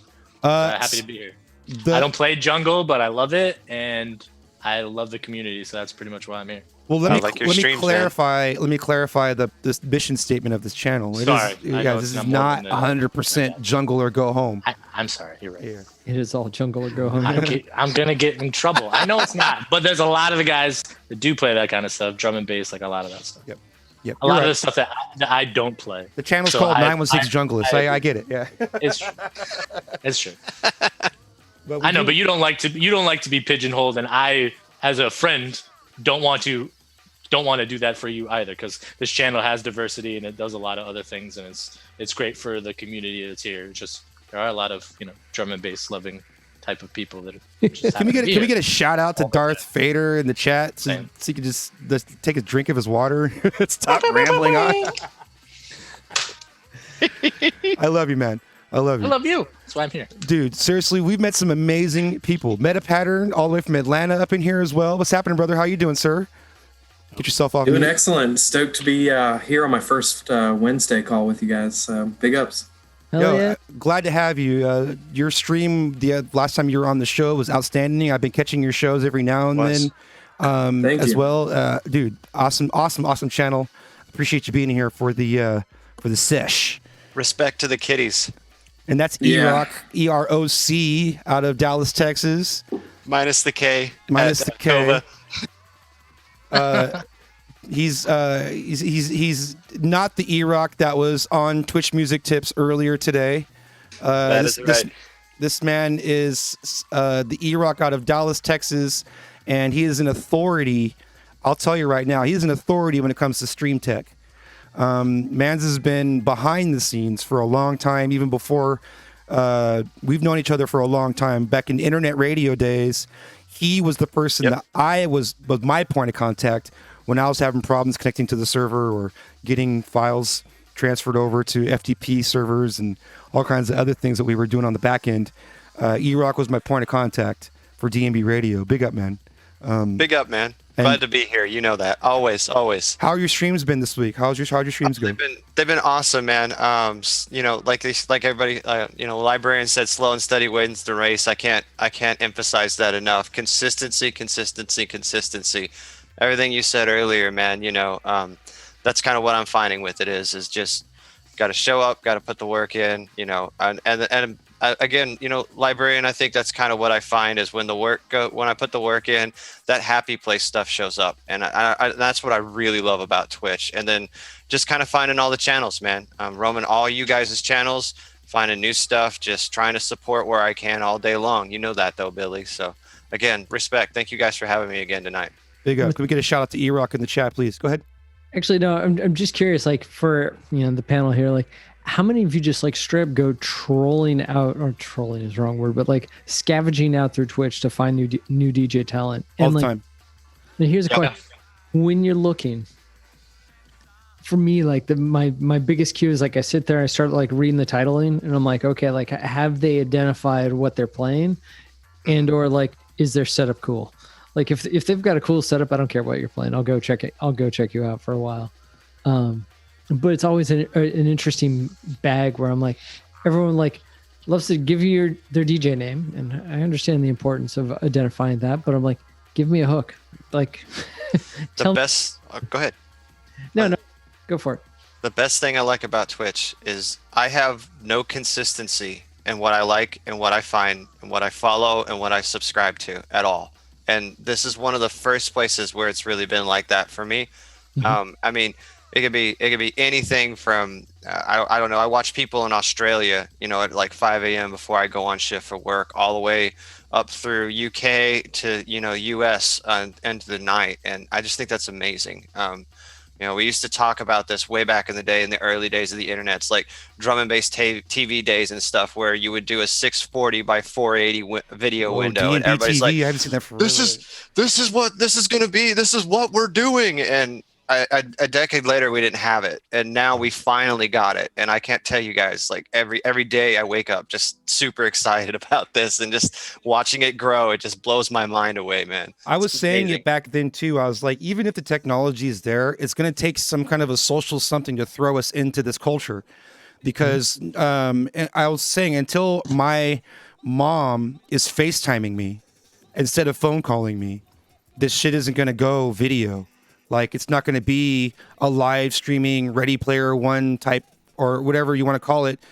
Some people have compared it to Chris Tucker's role in Fifth Element. I don't know if you guys... Ruby Rod. Super Green. I fucking love that movie. It's so good. It's on like every week lately too. I love it. Green. I watch it all the fucking time. It's totally that for that type of, like, even if the technology's there has to be a social breakthrough in order for us to change, right? And I feel like locking us into our homes has pushed us, accelerated that big time. And the 20s are here, y'all. Like, we're in the 20s. Prohibition. Yep. You get ready. Happening on us right now. Get ready. So big up to y'all. Everybody in here affiliated? Everybody in the Zoom room affiliated right now from Twitch? Thumbs up? Yeah? Okay. First thing I want to talk about. The finger, I liked it. Let me get it up here. I'm sorry, Billy. I acted fool. I was picking your nose. Scratch his underarm now too. Smell it. Let me get this. I think everybody from now on, when you send Billy merch, we need to send him small shirts only. Oh, please do. No, they make women's shirts in the merch store. Just only send women's shirts. Bingo. That'll work. Like low cut. Go ahead. Why is it got to be low cut, Joshua Carl? That's what I like. So okay. Go ahead. What we got on screen here? Can we circle back to what the librarian was talking about, like following Twitch DJs or like doing that for like a hot second? While Yep. Absolutely. Is because Go ahead. I'm sorry. For like the Asian market, like one of my first times on Twitch, I saw a drum and bass clash, like a straight up old school style clash between two battling teams on stream, and I was like, I don't know what that's about, but I want more of that. Like, it was amazing. So that's why I was asking. I was like, what do you got? I think for me, like I try to branch out and try to look at other. I follow a shit ton of DJs in all different genres all over the place, like club, open format stuff to like, drum and bass and like, just all different, and everything in between. My thing for like discoverability for me is like, if they have, the suggested channels are obviously ones I'm going to probably gravitate towards a lot sooner. And then, I want to see, like between like, Joshua, Carl, myself, and Billy, like we're all kind of like visual nerds, and like we get how Twitch works and like what that is as far as visuals go, interaction goes, and sound quality and things like that. So I always kind of look for that stuff, and I also listen to not only what they're playing or how they're playing it, but what they're saying and how they're saying it usually dictates to me how long I'm going to stay in that chat. If, like I said before, if I've got somebody that's on the mic that's like doing the strip club voice, if you know what I'm talking about. Oh yeah. Hey, we've got, hey, it's way back Wednesday and we're about to get fucking hype in here, y'all. Right. Like that fake shit, I'm out. Bring like, on the biddies. Yeah. Here's a track from 1986. It's Wham! I don't want it. Unless it's a professional wrestler that I can identify, that I already know who it is. Yeah. If you're cutting a promo, right. then fine. If it's a bit that you're doing, if it's a bit, like if it's a bit, fine. Right. Like if it's a bit, I'm about it. Like I love like little comedy shit and like off the wall stuff that's not just I'm gonna play this song because I'm cool, and then I'm gonna play this song because I'm cool. I'll tell you what, Darth Vader, you did an impression of someone. I'm not going to mention who it is. It's not someone that comes in through these circles. Exactly that voice. He does so well. People still do that? So well, like I'll have to PM you his name, and I only came across him. I thought this guy's very cheesy. He's kind of European, and it's kind of that. It's a kind of voice with not English, but kind of a Dutch or German English voice. Sounds super cheesy, but probably in a good way. He does so well. You did an exact impression. That was really weird, but uncanny. I maybe know who you're talking about, actually. I think I do too. Yeah, I know. So well. Yeah, and I think like there's a moment, like there's a point of that, and then like there's a point of like authenticity, right? And you can usually tell, even if it's like, if I'm hyped up on the mic, my voice isn't probably what it is now, but it's a little bit more extra. But it's like it's that level of authenticity that you can hear when it comes through. I'm like, I'm in it or I'm out. Yeah. And if you're gonna be fake, people are gonna know about it. And like that for me is like, can I hear the authenticity coming through with what you're playing and everything else? That's a really interesting point, the authenticity end of it. Like I've definitely caught some cats recently that seem to be pulling the old school pirate radio days. Like I'm almost like screaming down the mic, MC, style. That's a persona though. I mean, there's something a little bit different from that There versus, but I see what you're saying though. I see what you're saying. Yeah. There's I've got the hype for it. And I actually had a hard time with it back in the day on radio, especially for Jungle Train Radio out of Switzerland. Big ups to those cats. I always had a hard time with you're in a room, you're kind of feeling hyped, but you're still in a room with a DJ and you're screaming like you're in a crowd, and that's always gotten me. It's never like I've not seen too many DJs or MCs that can pull that well. That have that natural hype where they're just rolling in no matter what. They could be, in the shower, or they could be in front of like 2,000 people. It's funny. It's kind of a pickle because a lot of people coming to Twitch are hearing, you got to talk to your chat. You got to get them excited. You got to get them hyped up a hype train. You got to get them following. And some people just translate that to, oh, so I need to be a hype man. Okay, got you. Because I watch, same thing, guys. I watch some guys and I'm like, who are you talking to right now? Like, there's nobody in the chat addressing you. And you're just putting out what I call like canned phrases. You know what I mean? Just phrases that we all say, on the tagline of an end of a commercial. And I'm like, so, I mean, it's kind of hard. And this is something that I've actually, I don't want to say come to terms with, but the ideology has kind of struck me as like, there is no wrong way on Twitch. There's only the way that isn't going to make people happy, and you're probably not going to be successful. That doesn't necessarily mean it's wrong.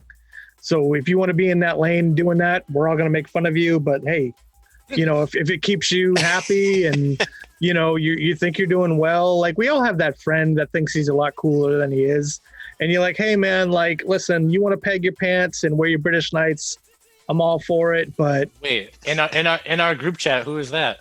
Is that me? Is that you or is that me? That's always me.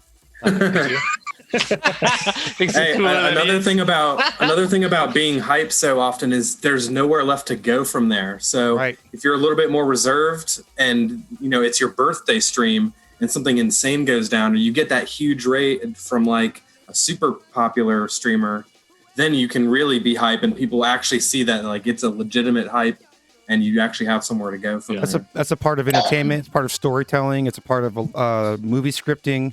It's called ebb and flow. You got to have the peaks and valleys, because without that, then the hype loses impact. Arguably, we should be programming our sets that way musically as well. You know what I mean? There should be an ebb and flow to your sets. That way, when you do play that storming track and it comes in and then wallops them upside the head, it has that impact that it needs to have, versus you've been doing a similar energy level for the last 12, 13 songs. By that third or fourth record, it's just kind of going to become the straight pummeling after a while and not have any kind of a real impact to it. Oh, another hard one. Okay. So, yeah. Oh, totally. Giggity. Yay. Backing up a little bit about to Darth Vader's point about kind of checking out other people out there. Are you real?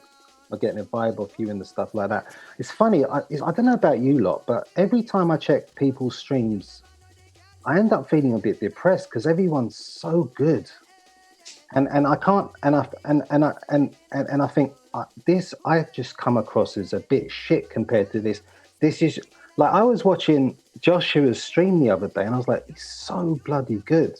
All of the things you got going on, and obviously I stream, so I'm getting a sense. Josh is a fucking genius. Thanks, guys. And I don't. So you were the one guy in there? Okay, now I know. But I don't catch you enough. So, but as an example, caught a little bit of Joshua the other day, and getting to know how to stream in that. Now I'm getting a sense of really what's going on in the background. I'm thinking, bloody hell, the work that's going on in here. And I went away thinking, flipping hell, I feel like I got some work to do. But at the same time, and it's not as if I really want to do what Joshua is doing there, and I want to do that too, and I want to take that. I'm not interested in doing that at all. In fact, I want to do anything that's not like anyone else. Right. But at the same time, there's so much work to do. Every time I check, even cheesy Euro guy with the skipper voice, killing it. I come away thinking, flipping out, and I start to feel a bit down about my streak because it's, do it every day, and the rest of it starts to feel a bit samey to me. So instead, I'll go out of my way not to watch stuff because I'll just end up flipping. I just get funny about it. It's really weird. No, so I feel rather you. kind of be, do you know what I mean? Like have my head in the sand over it, as opposed to just checking out I wouldn't want to say the competition, as it were, because it really doesn't feel that way. Do you know what I mean? Right. So. All right, y'all. We have a number coming into the Zoom room, so we're gonna flip it to Too Hot for Twitch for just a second. Okay. And we're going to admit somebody into the Zoom room, and we're going to make sure that we know who this person is. So let's see. Oh, okay. It's a 5-digit number too. Yes. Creepier. Okay. Hi. I want to find out who this person is real quick. He's connecting his audio. Working on it. Yep. Working on it. Too hot for Twitch chat. So just sit tight. Deep, you need to. What's up? Oh, it's DJ 238238765. I forgot that I. It's DJ 28238. Turn your Twitch down, brother. It's Grasshopper. Grasshopper, what up? Hey, What's up? Chilling, man. Okay, let's bring you in. Hang on, here we go. We're clear. Everybody's We're clear. safe. All right. All right, we're good. We're good. Yo, before we go on, I just want to say Status thanks, clear. Deep. Dude, I appreciate that, man. Deep, get him a photo. Let him inject you into space, man. You need to get him a photo. Send me a picture. If I could jump and touch on that like a little bit, right? Because like what Joshua does is next level, and not everyone can do that. I am knee deep into a lot of things, and there's certain things that he does that I know I can't do either, and that And I think what what I would try for you to do, and it's hard because there's things that, because I am in a different place but also the same, where I see streamers what I feel aren't doing as much as I am and are doing better, and I get down on myself about it. So what I have to do is break the mentality within myself, which I would then try to pass along that same idea and thought and practice, because that's what it needs to be, practice to you, is to do what you love to do. If it's just playing the music with something simple in the background, then just fucking kill it. If it's creating some weird green screen things where I'm on a boat and I got people in G-strings next to me, like, then fine, then do that, because I think it's funny and I like doing that stuff.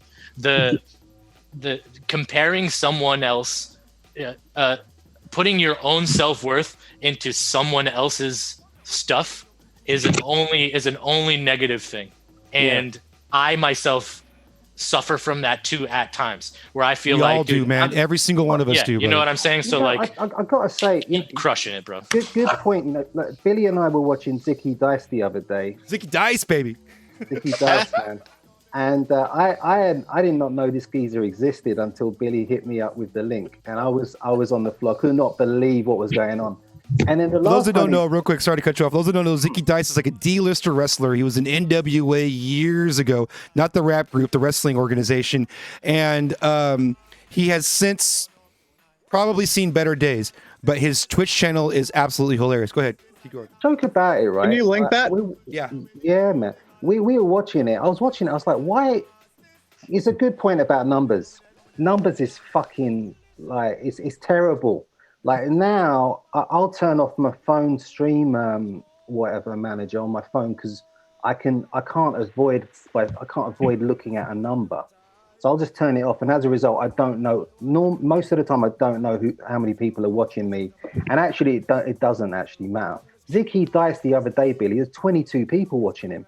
I couldn't quite figure out what that was about. In the meantime, though, I'm like, how does he do the stuff he's doing, like the production? He's partner too, by the way. He's partner as well, yeah. But I mean, the level, I was like, so many good ideas. Can I touch on this for a second? So for me, this whole thing, community-wise and everything, it's tool set for me. It's like I was making a joke earlier in the chat. I'm the Borg. I'll show up in your chat and I'll show up on your channel, and I'm just going to sit there and absorb. I'm not looking to copy. What I'm looking to do is to figure out what you are doing, if I'm interested in it, and then take those tools and adapt it to my stream to make my stream better. And a lot of times that could be anything. That goes from DJ technique all the way up through green screen, through whatever, you name it, sky's the limit. If somebody's just got some weird photos up there, I mean, it doesn't matter. I mean, talking on the mic, presentation, just how they entertain the crowd. It could be a number of things. And that's the craziest thing I think about Twitch, for me at least, is I could get in a channel and it could be just the guy standing there on probably maybe the cheapest controller you've ever seen in your life, or maybe not even that. Maybe it's just a picture on the stream and the guy's DJing to it.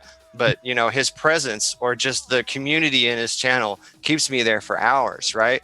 And I'm just constantly intrigued by this, and I'm always trying to just come up with new ideas. And I think it's amazing that like people like Joshua, Carl, Fader, Deep, Billy, Annex, all you guys. I mean, everybody in this chat right now. I go in your streams all the time, and I'm just like, man, that I won up again. Oh my gosh, what is this, and what is this news thing, or how are they presenting this, right? And I don't know. I don't know how to say enough good things about that, but that's really what it's been. That's what keeps my drive going. So anytime I get in a channel and I just feel outclassed, outmatched, or anything like what you're mentioning, Deep, for me, my first instinct to that is, okay, well, what are they using from a tool set perspective? How can I adapt that whenever it comes time for me to go live again, to make myself better and, to keep people more entertained? And that's really the end game for me, right? Is I just want to create a happy place, back to what the Librarian said earlier. I want to feel happy. I want people to show up and be happy right alongside of me and just feel comfortable, right?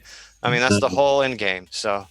And to that end, it's actually interesting because I'm running a Mac. I can't keep up with your green screen glory streaming like crazy sauce. that machine over there. Monster, yeah. You don't need it. You don't need it, bro. You don't need it, dude. That's You got the seriously coolest like room. You need your own thing is what you need. Your own thing. Studio. And my studio is my own green screen. You know, that's its wonderland. And like I bought some colored floodlights and I made it look all pretty. And you know what? That's probably all I'm ever gonna do with it. You know, I might upgrade my camera one day, but like I look at people like DJ Kennedy, shouts out to the chat. If you don't know who that cat is, definitely go check us out. His studio, his garage setup is like a clubland wonderland somewhere in North Carolina. One day I hope to visit. You know, then you got like is it Epoch? I think it's Epoch. He's been in the chat with us a couple times. But it is the simplest setup. You know, it looks like a corner of his living room, but it's what he's playing. And to Kennedy's point, he said this earlier in the chat. It's all about the chat. I mean, the chat, that community is, and the music that you're bringing to it is really your main focus. Everything else is, for me at least, is a wash. Like it's awesome, but it's not going to sustain me in the end. Yeah, I agree. Well, what mostly I like to do in situations where I go into some chat or someone's stream and they're doing dope shit. This is what I did. It's weird. It's a weird offshoot story, but like this is what I do when I see magicians doing magic tricks, right? I have a base understanding. I studied sleight of hand magic in high school. I was that nerd. And like stuff like that. So like I know a little bit about a lot of that stuff. So like I can go in there and be like, I know how he does that. I know how he does that. I don't know how he's doing that. That's dope. And then with streaming, it's that same thing. I go into this stream like the Funk Hunters, and he's doing like, you know, dope shit with his visual and chroma keying himself out and doing a bunch of cool shit. And then I look at it and I'm like, okay, I know how he's doing that now. Maybe I can incorporate a version of that into my own thing or whatever. It's just like that rational mindset that comes on is like, you still want to do you at the end of the day because you don't want to be Deep's version of fucking the Librarian. You want to be you. You know what I'm saying? So like finding out that stuff and like asking the homies if you can't figure out how to do something, that you have enough friends here in this community that can help you or set you on the right path to like figure something at least technically out, to be like, you know, try this, you know, do this. You got to do this. And like Joshua Carl and I spend, you know, time on the phone. Like, you know, I was like, bro, I really want to do this. I'm such a noob in Premiere. You know, can you help me out with this? He's like, you kind of want to do this, this, and this, and this, but if you're in a pinch, you can do this. And I didn't even do any one of those things. I came up with something else in the short term just from, you know, doing that kind of stuff. So like, find your tribe, man. Like your tribe has got your back with any of that shit. Some people like, can't wait to down. share how they did some of that stuff too. I love doing that shit. Fader, I was going to say something, man. Shouts to everybody like you, Carl, everybody else, chat room as well. If you take the time out of your day to help others and improve and just answer questions, it's a beautiful thing. You are an amazing person, and thank you so much because you've helped people like me, and I turn around and I return the favor right after you do it or whoever does it for me, and I make sure I do that all day long. So my anybody Venmo in the is chat, a simple piece of advice that Deep reminded me of not too long ago, actually, when it comes to answering the call in your mind to better your stream, and you're not sure how you're supposed to do it, and you do things like watching other people, you do things like comparing yourself to other people, and none of that is really productive, but it's naturally what we do because we're looking for some sort of what's it called, like a controller, like in science they call it a controller, a known good. This is what's good. Where am I at on this scale, right? And so we naturally start saying, okay, well, that must be where I need to be. So where am I at that and compared to that? And it's totally the wrong way of thinking when it comes to this, because this is entertainment. And when it comes to entertainment, really what you should be doing is just focusing on bettering yourself as an entertainer. And one of the best ways to do that, and this is cringe to a lot of people, and sometimes people just simply don't have the time to do it, sit down and watch your shows. If it's a 4-hour show, sit down for 4 hours and watch the whole show. Sit there with a notepad open, watch the show, and cringe along and take notes saying, okay, I could have done this better. When this happened, I did this and I should have done that. And go back and review the tape and correct those little things. At least put it in your mind when you're going into your next performance, because this is a performance. When you're going into your next performance, to like remember, oh yeah, okay, last time I kept doing this with my face, I need to stop making that face. Or last time I kept doing something that was annoying, and I need to cut that out. Be conscious of it and cut that out. And those little improvements will just keep making you better and better and better. Go ahead. Sorry. No, I was gonna say it's the hardest part when we now talk over our DJ sets, because I never used to talk while DJing, and I used to make mixes so that I could hear my music because no one was playing Raga Jungle, at least in the DC area, exclusively. And so, I think that's where, all my cringeworthiness is just getting my voice to sound nice, because, everyone has the complex when they hear their voice, they all cringe, a little bit. Yeah, I hate the sound of my voice. Hate it. Same here. That's a huge move, man. 10 years of internet radio.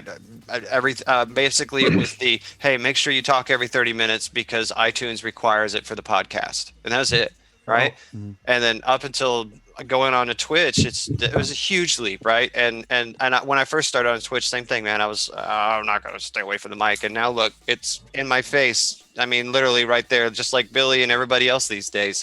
All of us are that. Yep, there you go. So that was a big change for me, man. Same thing. I've always been a talker. You can't shut me up. Reflex D&B. Reflex D&B says it'll sound completely new. You'll say things like, I didn't do that. And that's absolutely true. When you go back and watch your show, you'll remember certain things and you'll forget that you did certain things, and it's a trip. And honestly, it has improved this show quite a bit, from going back and watching DJs not DJing and trying to figure out what format is working. What was I doing where the chat enjoyed it, and what was I doing where the chat just stopped, right? Or maybe the level of authenticity that you have with your guests, and as opposed to doing that kind of shit too, which you do a fantastic fucking job at, by the way. Yeah. That's awesome. Yeah, that's awesome. Who else gets censored like a motherfucker out there? Actually, because we're talking about people helping out in the chat, I want to give a shout out to Catch22, No Use for Anger, who Yeah. I thought he would be in the chat. He's probably shying out. He was in there earlier. He just hadn't said nothing in a little bit. Big up Noise for Anger. He's being a Floridian. Does anybody else get censored as much as other people? Because I try to go back and watch the shows that I do to correct things that I don't like and stuff like that. But there's mutes. Yeah, so if you're playing music that is not yours, you're going to get muted, man. And that's Twitch helping you out. Honestly, it's Twitch trying to keep you on the site. Because if they didn't mute you, then the people who own that music can demand that you get removed from the site, and Twitch will have to do that. So Twitch is muting you in order to keep you on the site, so that those who can actually ban you from the site don't do it. And it could be anybody. It's not like you don't need a special license to DMCA you. I can do it to you. Anybody in this room can do it to you just to be a troll. So they're trying to protect you on that. But yes, when it comes to, you said it keeps you from being able to review the tape, so to speak, right? Because how am I supposed to watch this if it's muted? One thing that I started doing, and it's not a bad idea, is when you hit start streaming, also hit start recording. Yeah. And record your show as well. And that way you have a hard copy of everything. Well, in our world, a hard copy of the show itself. There is no way to catch it in time on Twitch anymore. It's insta mute. It's literally you hit stop and it's mute. I thought you had like Couple weeks. I thought you had like a couple minutes to be able to download the VOD. I think there's a small window, but it's only a couple minutes. Small now. Like I was up until about a week ago, I was able to grab them, and now it's to the point where I disconnect my camera and I get to the web browser and it's already muted. I mean, not even a few minutes. My guess, and this is just me putting on my foil hat, is that there's a tiered priority, and unless you're a streamer that's got 50,000 people watching, and that streamer's playing a song that gets 1 stream credit for 50,000 listens, then you're not exactly on the server that has the high money content ID system running on it and catching it immediately. You're in queue with the rest of the loose change that'll eventually be pushed through the system when it's justified, basically. That's the way that I'm seeing it. You're just saying I'm getting bad luck, is what you're saying, because I'm nowhere up there. Well, I imagine that because you stream for like 300 hours at a time, that's not an exaggeration, that you're in some kind of a tier of we can't get this guy offline type of situation. Those that don't know, he runs a 24/7 stream that is fully automated when there's not somebody streaming to it. So there's always something on Sugar Shack Radio. And it'll run for like a month straight, right? It'll run for like forever. That's right. First time I turned on OBS, it recorded by default. Charlie Eon said so as well, and I never turned it off. As a result, as soon as I turn off the stream, I fire up Google Drive and I drag that thing straight to Google Drive. Put it in the cloud. Yep. All 93 shows are up there. And as a result, I'll watch them all. When I upload them to YouTube, if I need to trim something out because it's been blocked worldwide, it's fine, because I know I've got the full one on Google Drive. So, speaking of YouTube, I was going to say it's free. That's what I'm doing now. So I'm just recording and then I'm sending it straight to YouTube. I don't care if it gets copyrighted. I'll just unpublish it, right? And then it's infinite storage at this point. They told me basically the laws there are, hey, we're just not going to publish it if it has a copyright problem. Great. I just need the archive space. So if you're going to give it to me for free, sure, why not? Right. Yeah. That's like endless amounts of high definition video and audio just stored somewhere on a high capacity server indefinitely, so to speak. Like, gimme. So anything over 4 hours, you get the instant mute, is what I've found so far in testing. So like if I'm doing 3 hours, I've got a window of about 2 minutes. So as soon as I stop the stream, I can download it. But anything beyond 4 hours, it's instant mute, everything. So do it right after. Like, starting with immediately after you hit stop. If you didn't hit record, go to Twitch, grab it. I wanted to get briefly get into this discussion because we're actually already over time. Not a big deal. Love y'all. I love you. I'm running for a refill. 2 seconds. I love you, Billy. So, first thing, you my best friend, Billy. I love you. Love you. What do you do with all of our money, Billy? I got the COVID, Billy. It's the Stookie Brothers, Billy. It's the Stookie Brothers. Yo, straight up, I'm wearing a White Man Can't Jump mashup T-shirt tomorrow. I swear to God. Okay, it's He-Man. It's He-Man as Billy Ho and Skeletor as Sydney. Oh, I love that. It's so good. So this was ruffling some feathers in Twitch land. Not exactly relevant to DJs, but definitely a hot topic that I want to touch on for 1 second. If you are a member of Monstercat Gold just cleared a fast track for Twitch users.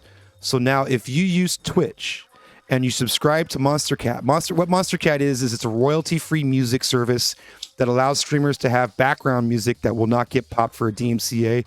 Obviously not relevant to us unless I was playing some Monstercat music during this show, right? But what it says is that if you pay for their $4.99 a month service, then you are entitled to immediate fast track to Twitch affiliate. Dude, that's worth it just to get it. You have to wait a month. Kind of like the SoundCloud one, right? The stipulation is that you have to finish your 30-day trial or whatever it is, and after 30 days, when that first $4.99 kicks in, is when you're allowed to do your affiliation. Interesting.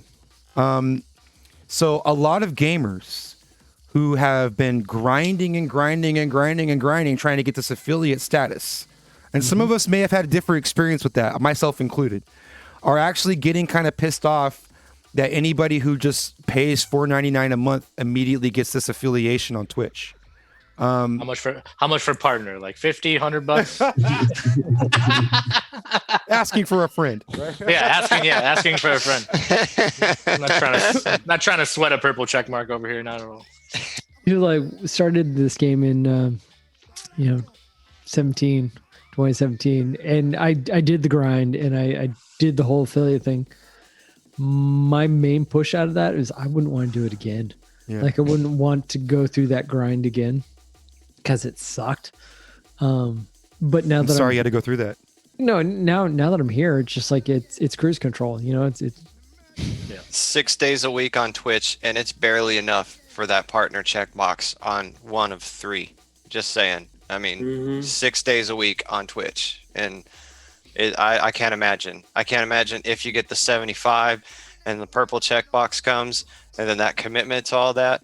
Whew, I'm good at the affiliate for now.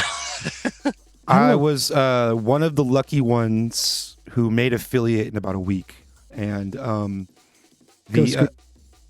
what's that? Oh yeah, sorry. And it was I was super fortunate, and it was all because of timing. It was because COVID hit. We're all at home. Billy's got a story. Billy's got friends in Sacramento who love him, and it was a true support. It was a support thing. My friends came to bail me out. Nice. It wasn't because I'm Mr. Popular guy or anything like that. It's because my friends came to bail me out, straight up. So thank you very much.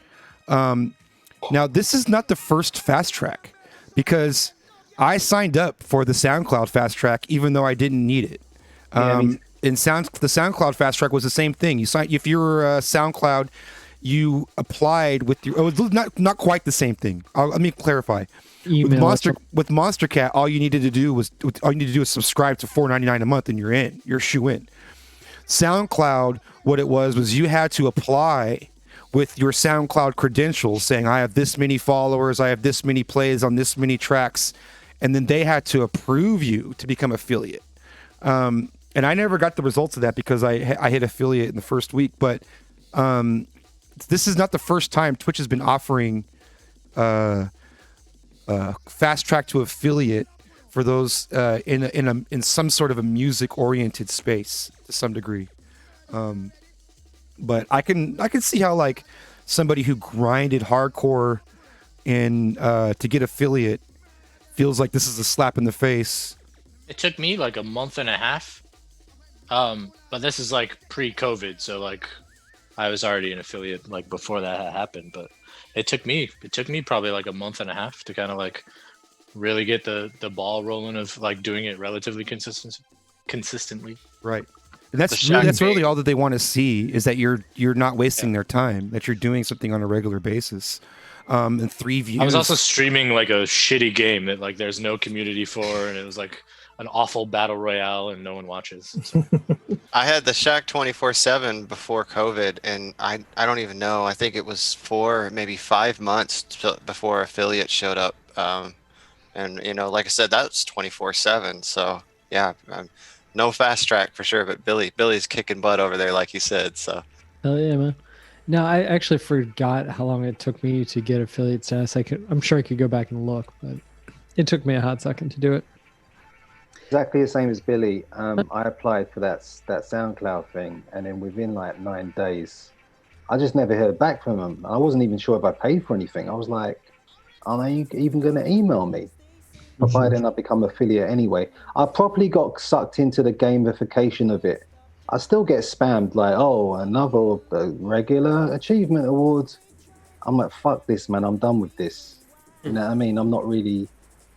I don't know, man. Like today we were talking about it, Billy. We were talking about like, even the idea of turning off affiliate.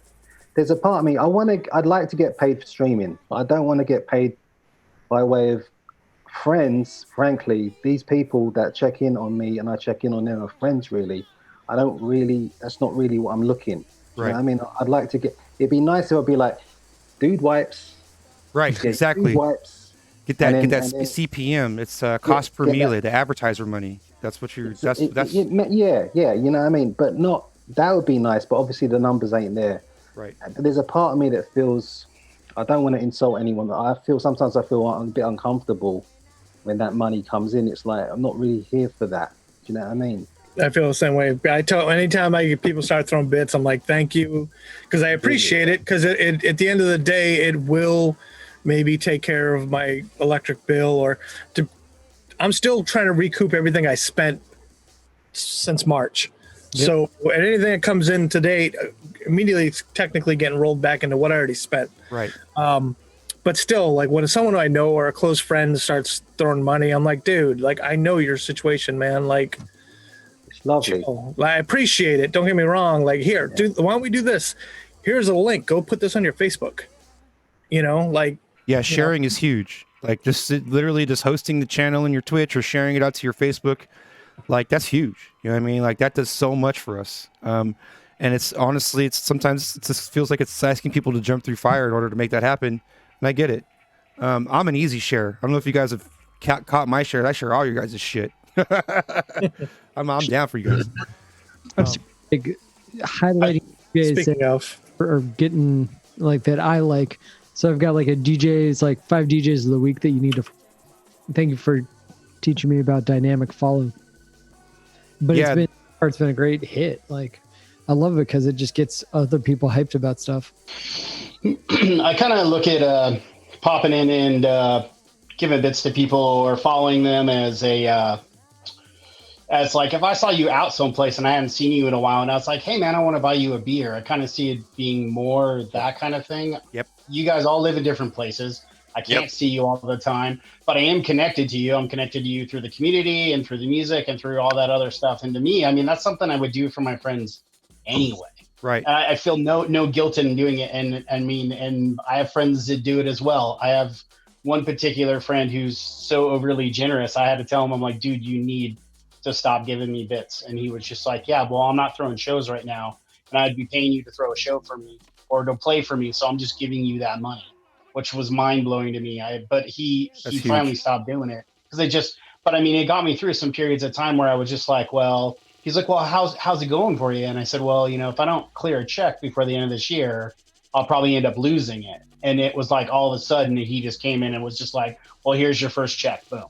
So, I mean, it really helped me a lot. And I think he just did that as a friend, but I'm happy to do it. I don't think my wife is always happy that I do it. You got to set a budget. You really do. Yeah, I actually do. I have a sub budget, and it fluctuates based on how good I did the weekend before. If folks are flooding me with gifted subs, like on a Friday or Saturday night, you better believe the next week I'm throwing subs out to all my friends' channels. Yeah. That's just how I roll. Interesting on that note is that I'm still on my end. I'm waiting to break even. Like at the moment I'm in the black, that's the first thing I'm doing besides spending money on gear. It's like, resubbing to everyone that's ever subbed to me, that because it's that give back. For me, it's like, if I was to see anybody in this room or anybody else. Gifted you a sub. It's the door charge, right? I mean, I'm going to pay to get in the door to see you. I'm going to buy you some drinks. We're going to have a nice time. We're going to party, right? I mean, I've never been a person who won't pay the door charge. I always go out of my way to make sure of that, right? It's the same thing here, man. We get out of this, I'm going to start calculating cover charges in bits. Damn it. Yes. That's 2,500 bits to get in. Shit. Yo, big up Darth Vader. Appreciate that, man. That's what's up. Big up Schwind. Schwind just got gifted a tier 1 sub. Schwind is probably streaming right now. If he's not streaming, he's going to the bathroom. He only does one or the other. Big up Schwind. I mean, both would kind of violate terms of service, so you got to pick your battles. Right? Is this post Billy and Deep interview? Right. He's only going to the bathroom? Right. Now, Schwind, for those who don't know, Schwind is a team drum and bass member. Somebody throw a Team DMB shout out in the chat, please. Schwind is a team drum and bass member. Big up Team Mox for running the Twitch team. And if you look at the stats, Schwind clears us all by at least 100 hours a month. As far as like who's streaming the most, who's online the most. Big up Schwind. Yeah, big up Schwind. Every day. Big up Schwind. Seriously, you have mad respect for that guy. My back would be destroyed trying to DJ for as long as that guy does. Like, it would be a wrap, dude. Machine. Shouts for helping the workday out. I'll say that. Yeah. Big up. Okay, so we're wrapping, but before we wrap, I wanted to talk about this, and it's probably not going to be very quick, especially if we get on a tangent. Pioneer DJ releases a new controller this week out of nowhere. I didn't see this shit coming at all. This was not anything that I was thinking that would be even in their wheelhouse. This is called the DDJ FLX6. I don't know where FLX 1 through 5 went, but this is the DDJ FLX6. Those didn't make the cut, Billy. It's like we had to go straight to 6. 1 through 5 didn't make the cut. They're like, no. It's like this is a terrible comparison, but the never mind. I won't even say it. The Bill Cosby movie, Leonard Part 6. Is that right? I love that movie. Oh, it's hilarious. So FLX 1 through 5 got bunned, and now we're on the FLX 6 apparently. Yay! Pioneer releases this controller. It's a 4-channel controller. And let's watch the video real quick, actually. Let's get it up on the screen here. Let's get it up on the screen. Oh, we can't hear it. I know. I'm going to get it. You guys won't be able to hear it unless you're actually in watching the Twitch. No, that's fine. But let me get it up muted? Are we muted over the chat, over the video? You will not be muted over the video, no. Let me get it in queue real quick here. I have all my complications. You can't string obscenities, Josh. Those big effect snobs. Come on. Already been panned by every YouTube reviewer. Right.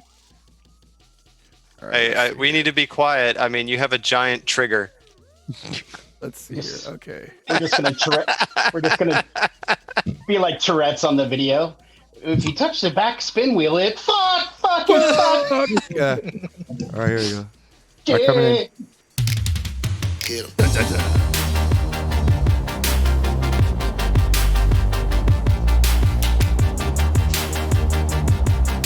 Fancy new wave, neural super future wave music. Without hearing the audio, I just want to do the voiceover.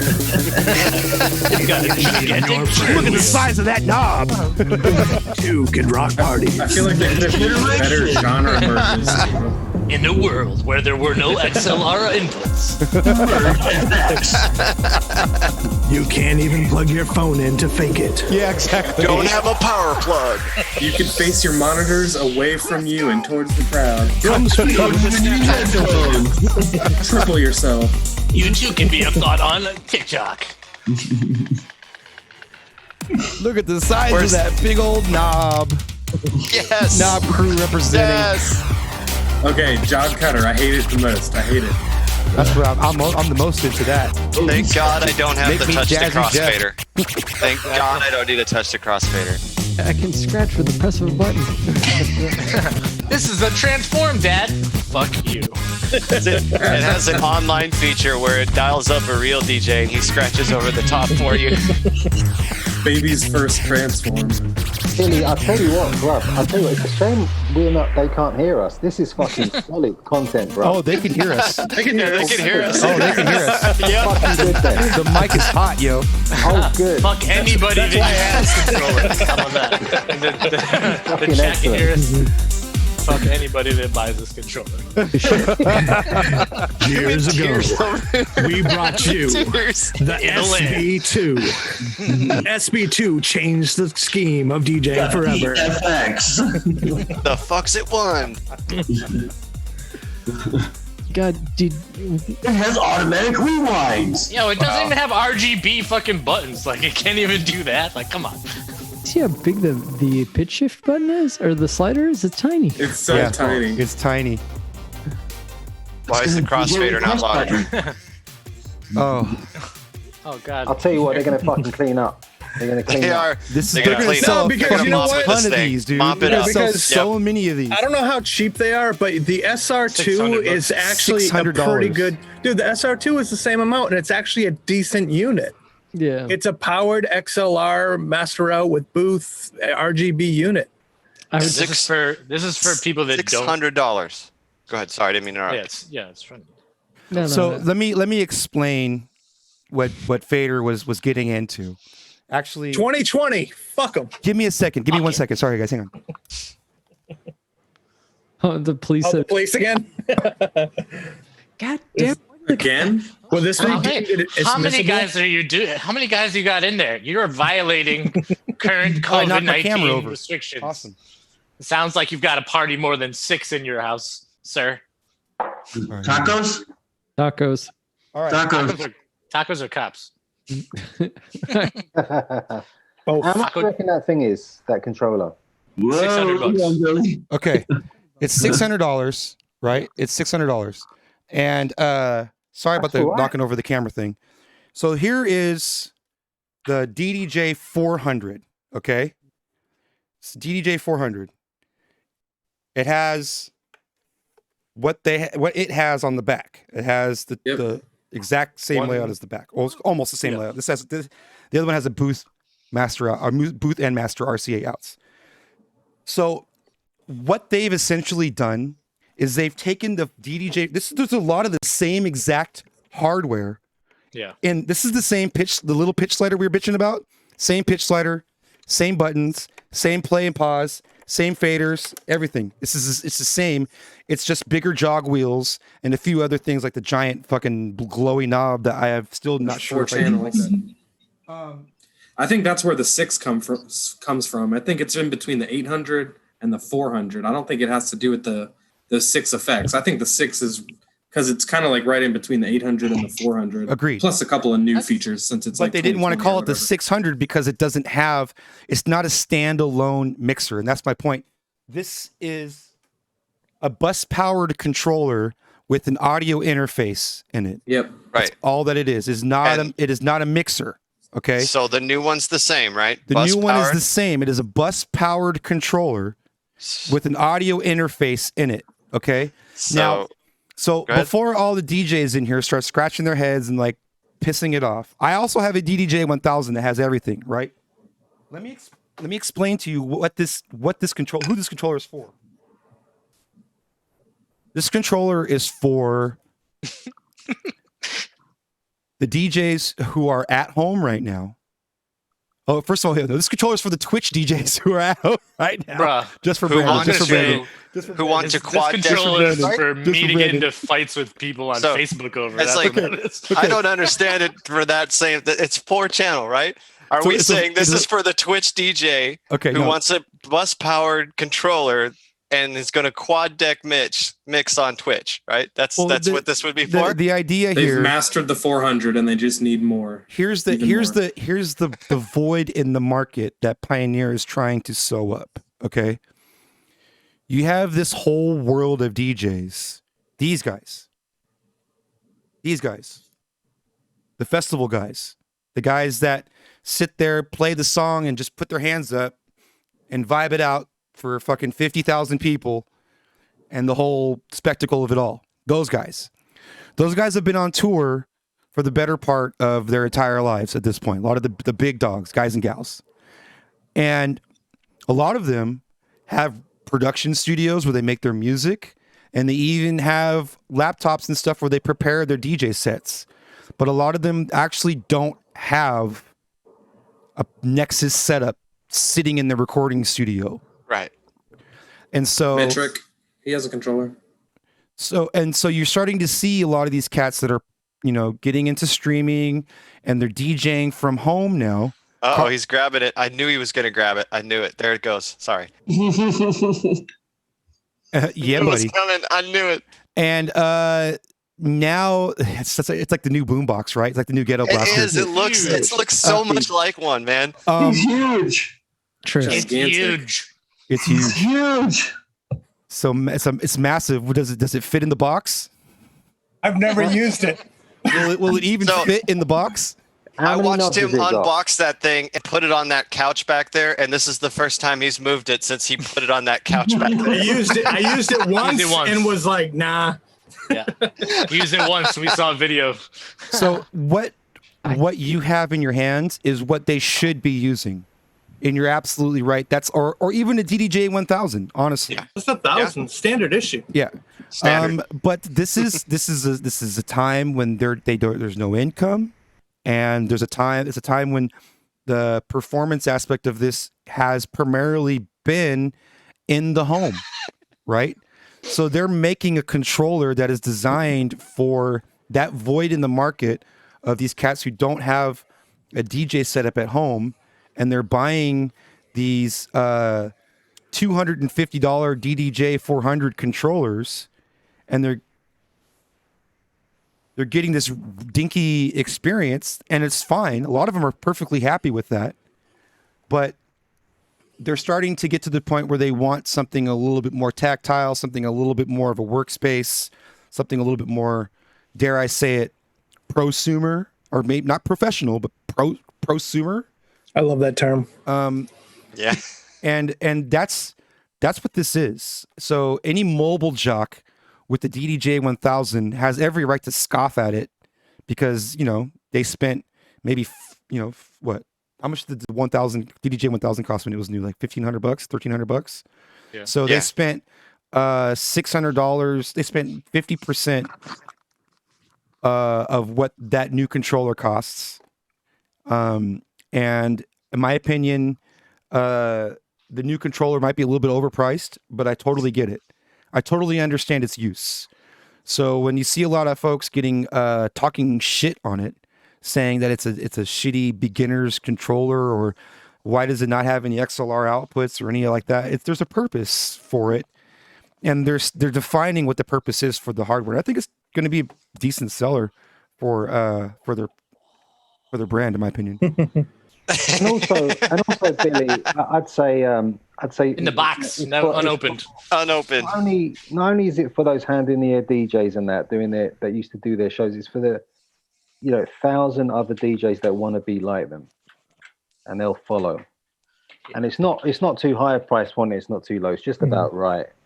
So are you getting the better hardware on that? Are you getting the upgraded faders? Are you getting the? No, it's all the same. No, not at all. Same shit. It's exploded DDJ 400 with better jog wheels and the big old knobs. I know. I said this earlier, but why the 4 channels? The 4-channel, well, there's dual layer mixing on it because you're connecting it to a laptop. Right. So if you're in Serato or Record Box, you can control 1 and 3 on one side and 2 and 4 on the other side with the jogs, and then it rolls it across the mixer as 1, 2, 3, and 4. So you still have your dual layer mixing. I see what they're getting at there. Man, you're gonna give me a 4-channel. Give me some inputs. Give me the ability to do something on channels 3 and 4, but it's not. But it's not a mixer. It's not. It's not a mixer. Exactly. It's not for you. I know. It's for It's for rookies. It's for hobbyists, and it's for people that don't know better. And it's for parents that will buy their kid some kind of controller because fucking Christmas present galore. Are you kidding Christmas time. Yeah. So that's the market. Anybody that's on this call, anybody that's worth a damn in the chat. Like this is not. It's just not a thing for you. Like it wasn't made for you. Don't feel. It's just not. I just feel like that market of people are never going to be on the 4 channels. So back to the quality control though. That's great, right? We're going to run 1 and 3 until we wear those out, and then we'll go over to 2 and 4. Even most of us don't use 4 channels, dude. I would argue that again, people just trying to mimic and emulate the people they look up to. So if they see Andy C or whoever doing their 4-track thing, 4-channel thing, they're going to do that. They're going to try it, even though they can't do it. Right. It's straight. Yeah, that's a lot of energy. You're absolutely right. Good it's a point. Piece. It's a piece of tech that goes in between the 2-channel up to 4-channel and gives you some of that little extra shit that people that have been using the 2 channels, SBs, SRs, or whatever those things are, like that's the next step for them. Like they want a little bit more creativity to perform with, the pads, or like, try a stems, with this and that, you know what I mean? So like it's that, novice that, wants to learn a bit more, but's not ready for like a 1,000, that it doesn't have that. It's a good mid-market point on a lot of things. One thing I like about the design, and nobody seems to be mentioning this at all, and I want to know more about it. Actually, Mojax was a little bit critical about it, and that turned me off a little bit. One thing I like about the design is they went matte black on it. Yeah, I saw that because the new DDJ 1000, that thing is a fingerprint fucking magnet, dude. Like, you get done with your set and there's fingerprints all over that shit. And you know what I mean? And you got to wipe it down. You put it away, get it, one more gig. It's like you haven't fucking even cleaned it. It's like so many fingerprints. There it is. That too. Yeah. That's the SZ. That's fingerprint fuck it central. Yeah. Yeah. Another thing about the 4 channels on the 1000 that makes sense is that it supports 2 laptops connecting to it, but the Flex 6 or whatever it supports 1 laptop. So there's a little bit of a non-usage there. Yeah, that means you're throwing that in the trash. There's no changeover, right? It's a single sound card, right? Yeah. Because you could argue the 4 channels because of the changeover factor, and that would be the only reason you could need it, and that's still a good reason for it. Is it actually a 4-channel mixer, or is it that weird like it's 2-channel where they merge? They then do the weird merge a track, and you've got 2 tracks. No, it's 4 dedicated audio channels, and then you control them as a dual layer. But it's only 1 sound card, and it's not a mixer. You can't plug anything into it. There's no XLR outputs. It's just a bus powered controller, right? So when you're in Serato, you don't get the 4 decks. You only get 2 that you can toggle. Right. That's right. So again, we can't. So you can't quad deck mix. You can't because it won't work that way, right? You got to toggle, which is the same as what I'm doing. They're just banking that these kids are just going to put on sync, and that second track on deck B is just going to stay locked up. So they're just going to set it and forget it and move back to the other track and just you know what? Black Friday is what, next week? It's right in time. It's a perfect time to do that. This reminds me of the old Gemini mixers, right? You'd buy a 4-channel Gemini. Why? Because you knew the channels were going to go out. So you'd have 2 extra channels for when the other 2 went out, and you've got twice the life of the mixer. Voila. Yeah, definitely. I used to cache Gemini mixers 1 every 6 months, and it was just like one of those things where you just save up your gig money because you knew you'd have to buy another mixer. I should do I really want to do like an old school Twitch channel where I get the original DJ kit out and I get the Gemini mixer out, and everybody's just going to have to listen to the fader crackle, and we're just going to go. So if we're going to be talking about this in depth as we are, then we should probably dive in a little bit deeper on the big ass knob that I keep pointing out. Shouts out to the knob crew.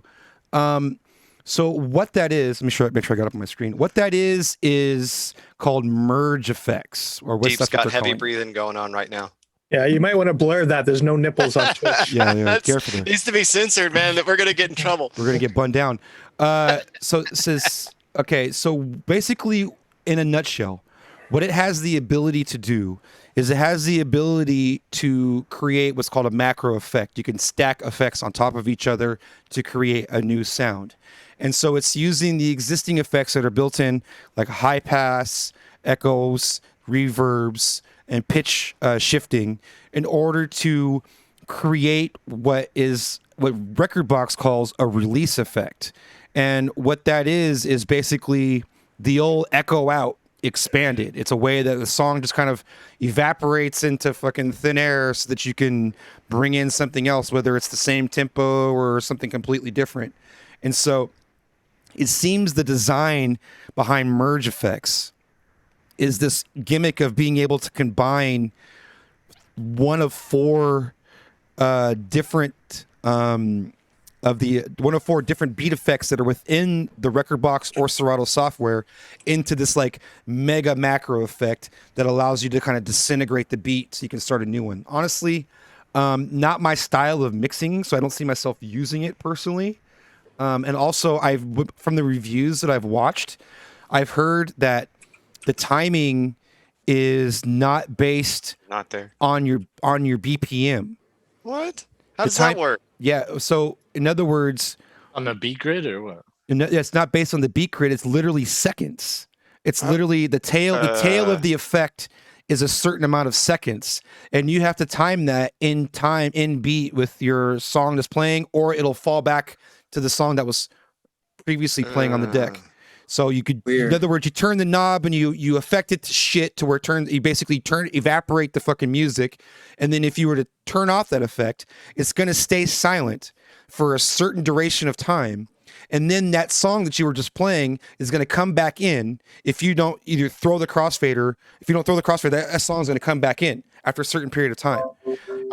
and it's not based. That period of time is not based on the beat grid. That's So true. Yeah. so in many ways, this is like it's just like it's out of fucking whack, dude. It's like it's the knob from hell. It's like DJ Clue's delay on his mixtapes. There's no fucking rhyme or reason to it. It just fucking goes off in its own direction. Like 916. So you can pile drive somebody. You can pile drive somebody with an echo, a flange, a phaser, and a filter effect all at the same time by clicking one knob. Right. So you can just be like, here you go. Here's a whole bunch of. Literally, Random they're EDM going that to apparently be the people knob love. crew. Deep. That's gonna anybody who has that mixer is immediately in the knob crew. I'm floored. Like, this is the first time I've ever heard of a need to. Hey man, I'm not only doing effects, and just one effects is not enough for me. I need 4 at the same time. I need 4 effects every single time I hit this button. That is every single time I twist this giant knob. Let's get it right. You can already do 3, and on the bass model, right. they're unique. I'm lost here, man. I put a little bit of reverb on something, and I'm like, oh, that's a lot of effects, man. Yeah. I might be going overboard here. Oh, I used the effect trigger at least 3 times in my mix tonight. Oh my gosh, And now we're talking about, hey, that's not enough, man. You need a button that can just throw every effects that Record Box has all at once to the listener. It needs an Outcast. It needs an selling Outcast point- Pit My Ride thing. It needs an Outcast Pit My Ride being. Oh, you like buttons? So now you can get buttons on top of your buttons. No. Librarian can have the all I know fire is that emoji on it. That shit's lit. There it is. He's got it. All fire emojis, Librarian. You just put the fire emoji on it. Bam, 400 effects. I'll tell you what. Yeah, the button connects to Twitch and does a Kappa jam. I'll tell you what, Librarian, bro. Like your PBS, like your little profile there, dream job. I'll tell you what, I couldn't think of a better dream job than being in that fucking knob department. Yep. Designing them fucking knobs. Do you know what I mean? all I know is that when I get a chance to play on the FLX6 and I twist that knob, I'm gonna give it extra DJ elbow. Just, just extra. Give it. No, I'm gonna hold the knob in place and turn the whole controller. Well, there's no wires, so you can do that. Hey, Joshua, that's an idea for your controller, man. Just don't fuck You my got head. those little robots. Just put it on one of the little robots, and you just hold the knob and have the robot turn the whole controller. All right, so the selling point is you can use it to jump between genres more easily, which I get. Yes. Then they go on to make it seem like you can jump between any genre because they choose the weirdest transitions in the YouTube video. I feel Yes. like they should have just done like a simple BPM shift or something. Like house to breaks or to dubstep or something. But see, the thing is like, that nope, it's not. You're getting lounge beats straight into simple elevator music. And it's not linear, like I was saying, because it doesn't. It as a DJ, even when we're shifting BPMs, there's a 5, 6, 7, 8 to it. It's linear. There's something going on that is in time to some degree. Yeah. Right? Phrasing of the songs, too. Right, exactly. And in this situation where you're just wiping the slate clean, telling everyone to hold on for a second, and then bringing in the next song, there's a really limited approach to that. Honestly, it seems kind of sloppy in a lot of ways. But And just that little sound bite that we just had there for the last 30 seconds, that's already 15 grades above the person who's buying that controller. Yeah. So I would still give it extra elbow. I'd still give it. You got to be sexy when you do it. They could have done like 6 different ads for different genres. Weird. It's weird. Yeah, it's interesting. It's interesting. You know what it probably screams true to me is that the advertising department didn't fucking consult like with anybody. They had the SKU, they did that or whatever, and then like there weren't like capable hands. Well, they're not at the office. They're all home. Right. So, yeah. So the other That's what I'm saying. designers are like, I got an idea, and it's gonna get approved. Let's talk about the tech too. Like I was saying, they're just this week. Oh, they're just repurposing a bunch of this hardware. Like, let's be real. They could they could units on hand. Yeah, they got units on hand. They can literally manufacture this thing with the shit that they have. It's not like it's not a reinvention of the wheel. This is all parts that they already had, and then they're repurposing it into a different thing. I get it. And it's a relatively new company that's actually puppeteering Pioneer right now because KKR sold them off to whatever that Japanese photo company is. So the S11 and this are their first push and this new Pioneer marketing beast that they have. So talk about opposite ends of the spectrum. Yeah. It's like, here, look at this S11. Even as a rain DJ, I was like, shit. And here, look at this thing. Did you ever see the Newmark controller with the dance lights on it? Dude, that's sick. You kidding me? I love that shit. The party box, whatever it's called. That shit's amazing. I would take that to we a need gig to make and something for the kids. Make something for the kids. Billy, I bet you bring up a great point here, right? This thing's a parts bin thing, right? They have all this left over. We've got this whole situation going on where it's really hard from electronics perspective right now. It really is to get supply, right? So maybe that's what they're doing. They're just like, hey, the S11 is what we're chunking our supply into and all of the other new platforms. Dude, I guarantee you, here's all the leftover stuff. Voila. I guarantee you 3 years ago when they were designing the S11 and the V10, 3 years, because this shit just didn't come out. They didn't just start making it in January, right? There's R&D, there's development. It's a whole thing, right?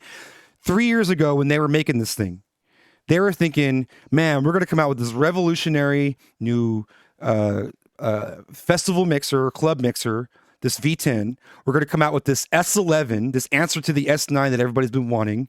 And we're going to come out with these new controllers.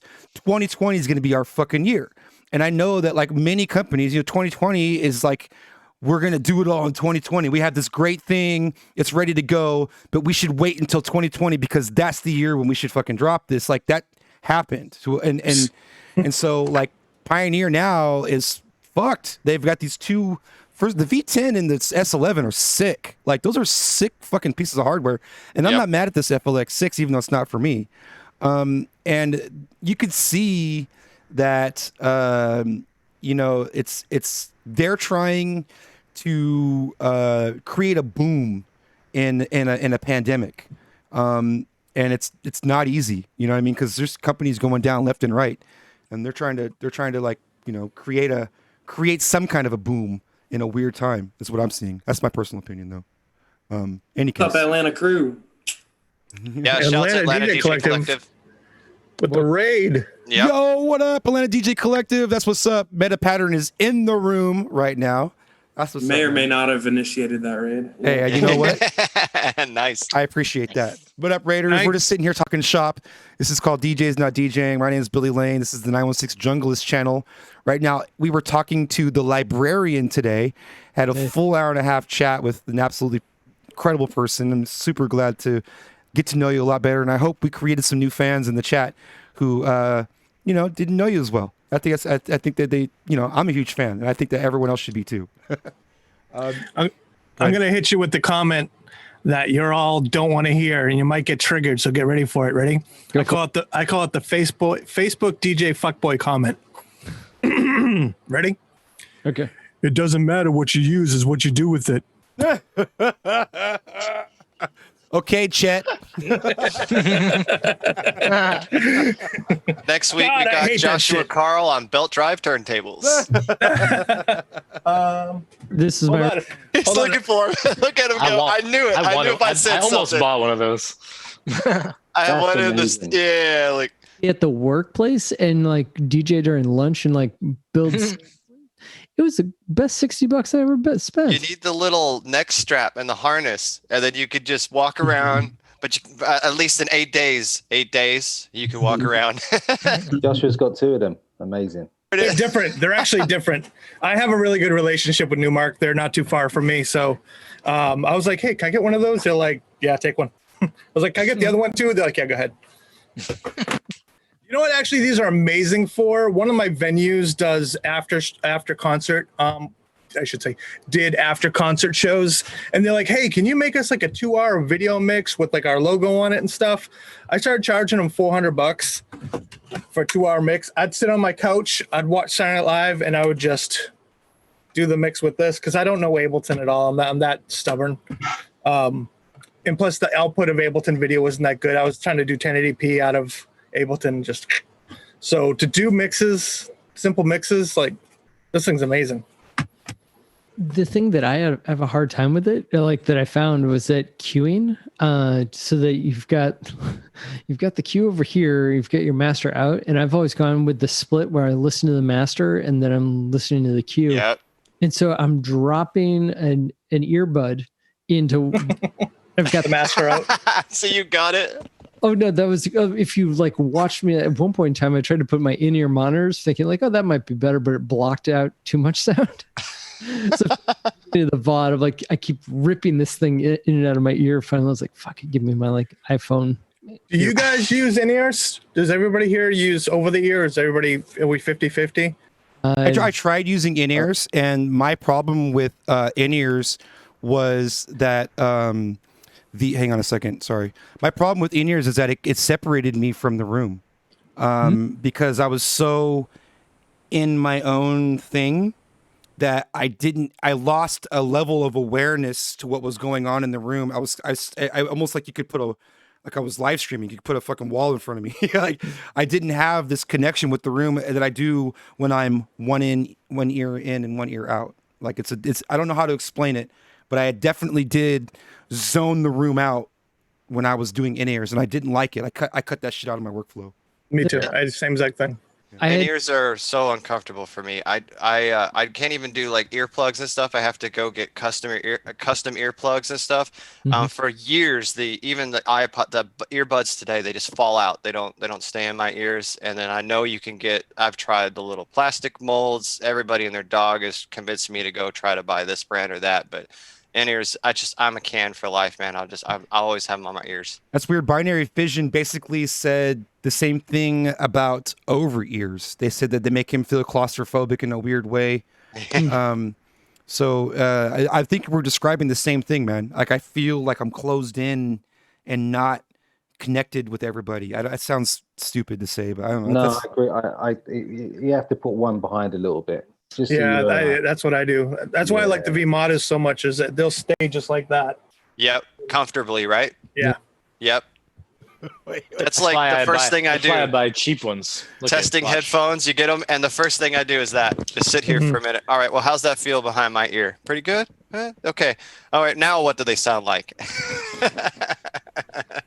For me, did you guys ever use those headphones with just like the one ear and the other one just there's no the lollipop cone. Yeah. It's like a stick. Yeah. I still have figure out people who DJ with those. Like you get it, it's just a headphone on a stick. I'm fucking about it, dude. Disco stick and a Bozak rotary. Let's go.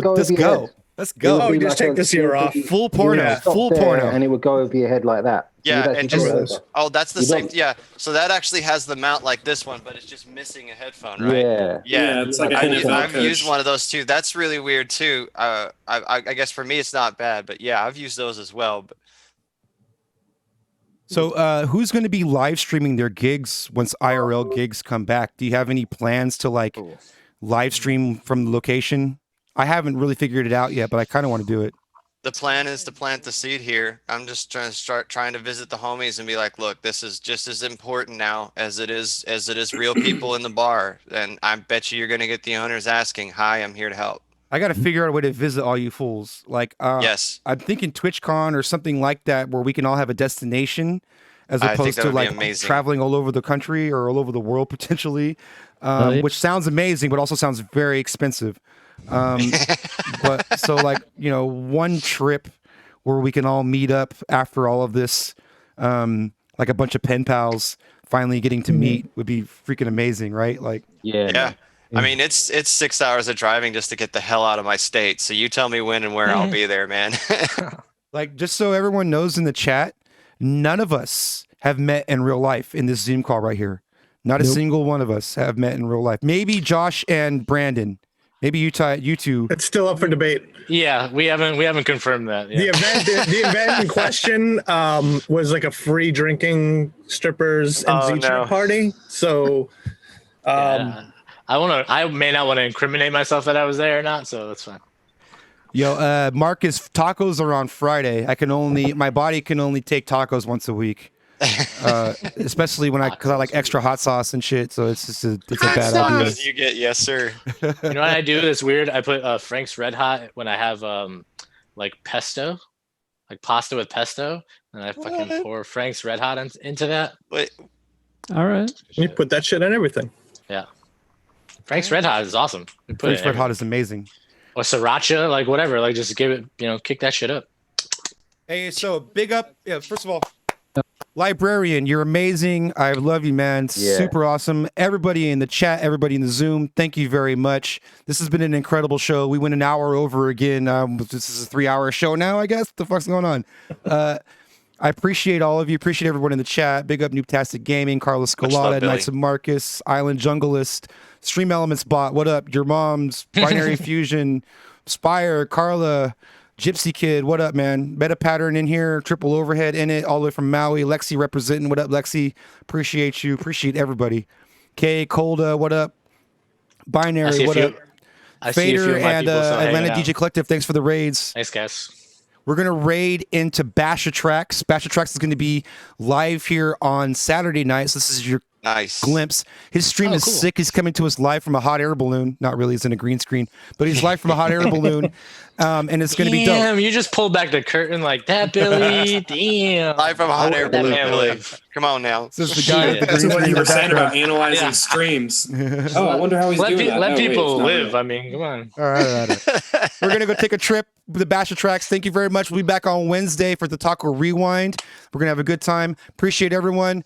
Peace. See ya. Yo, Bill.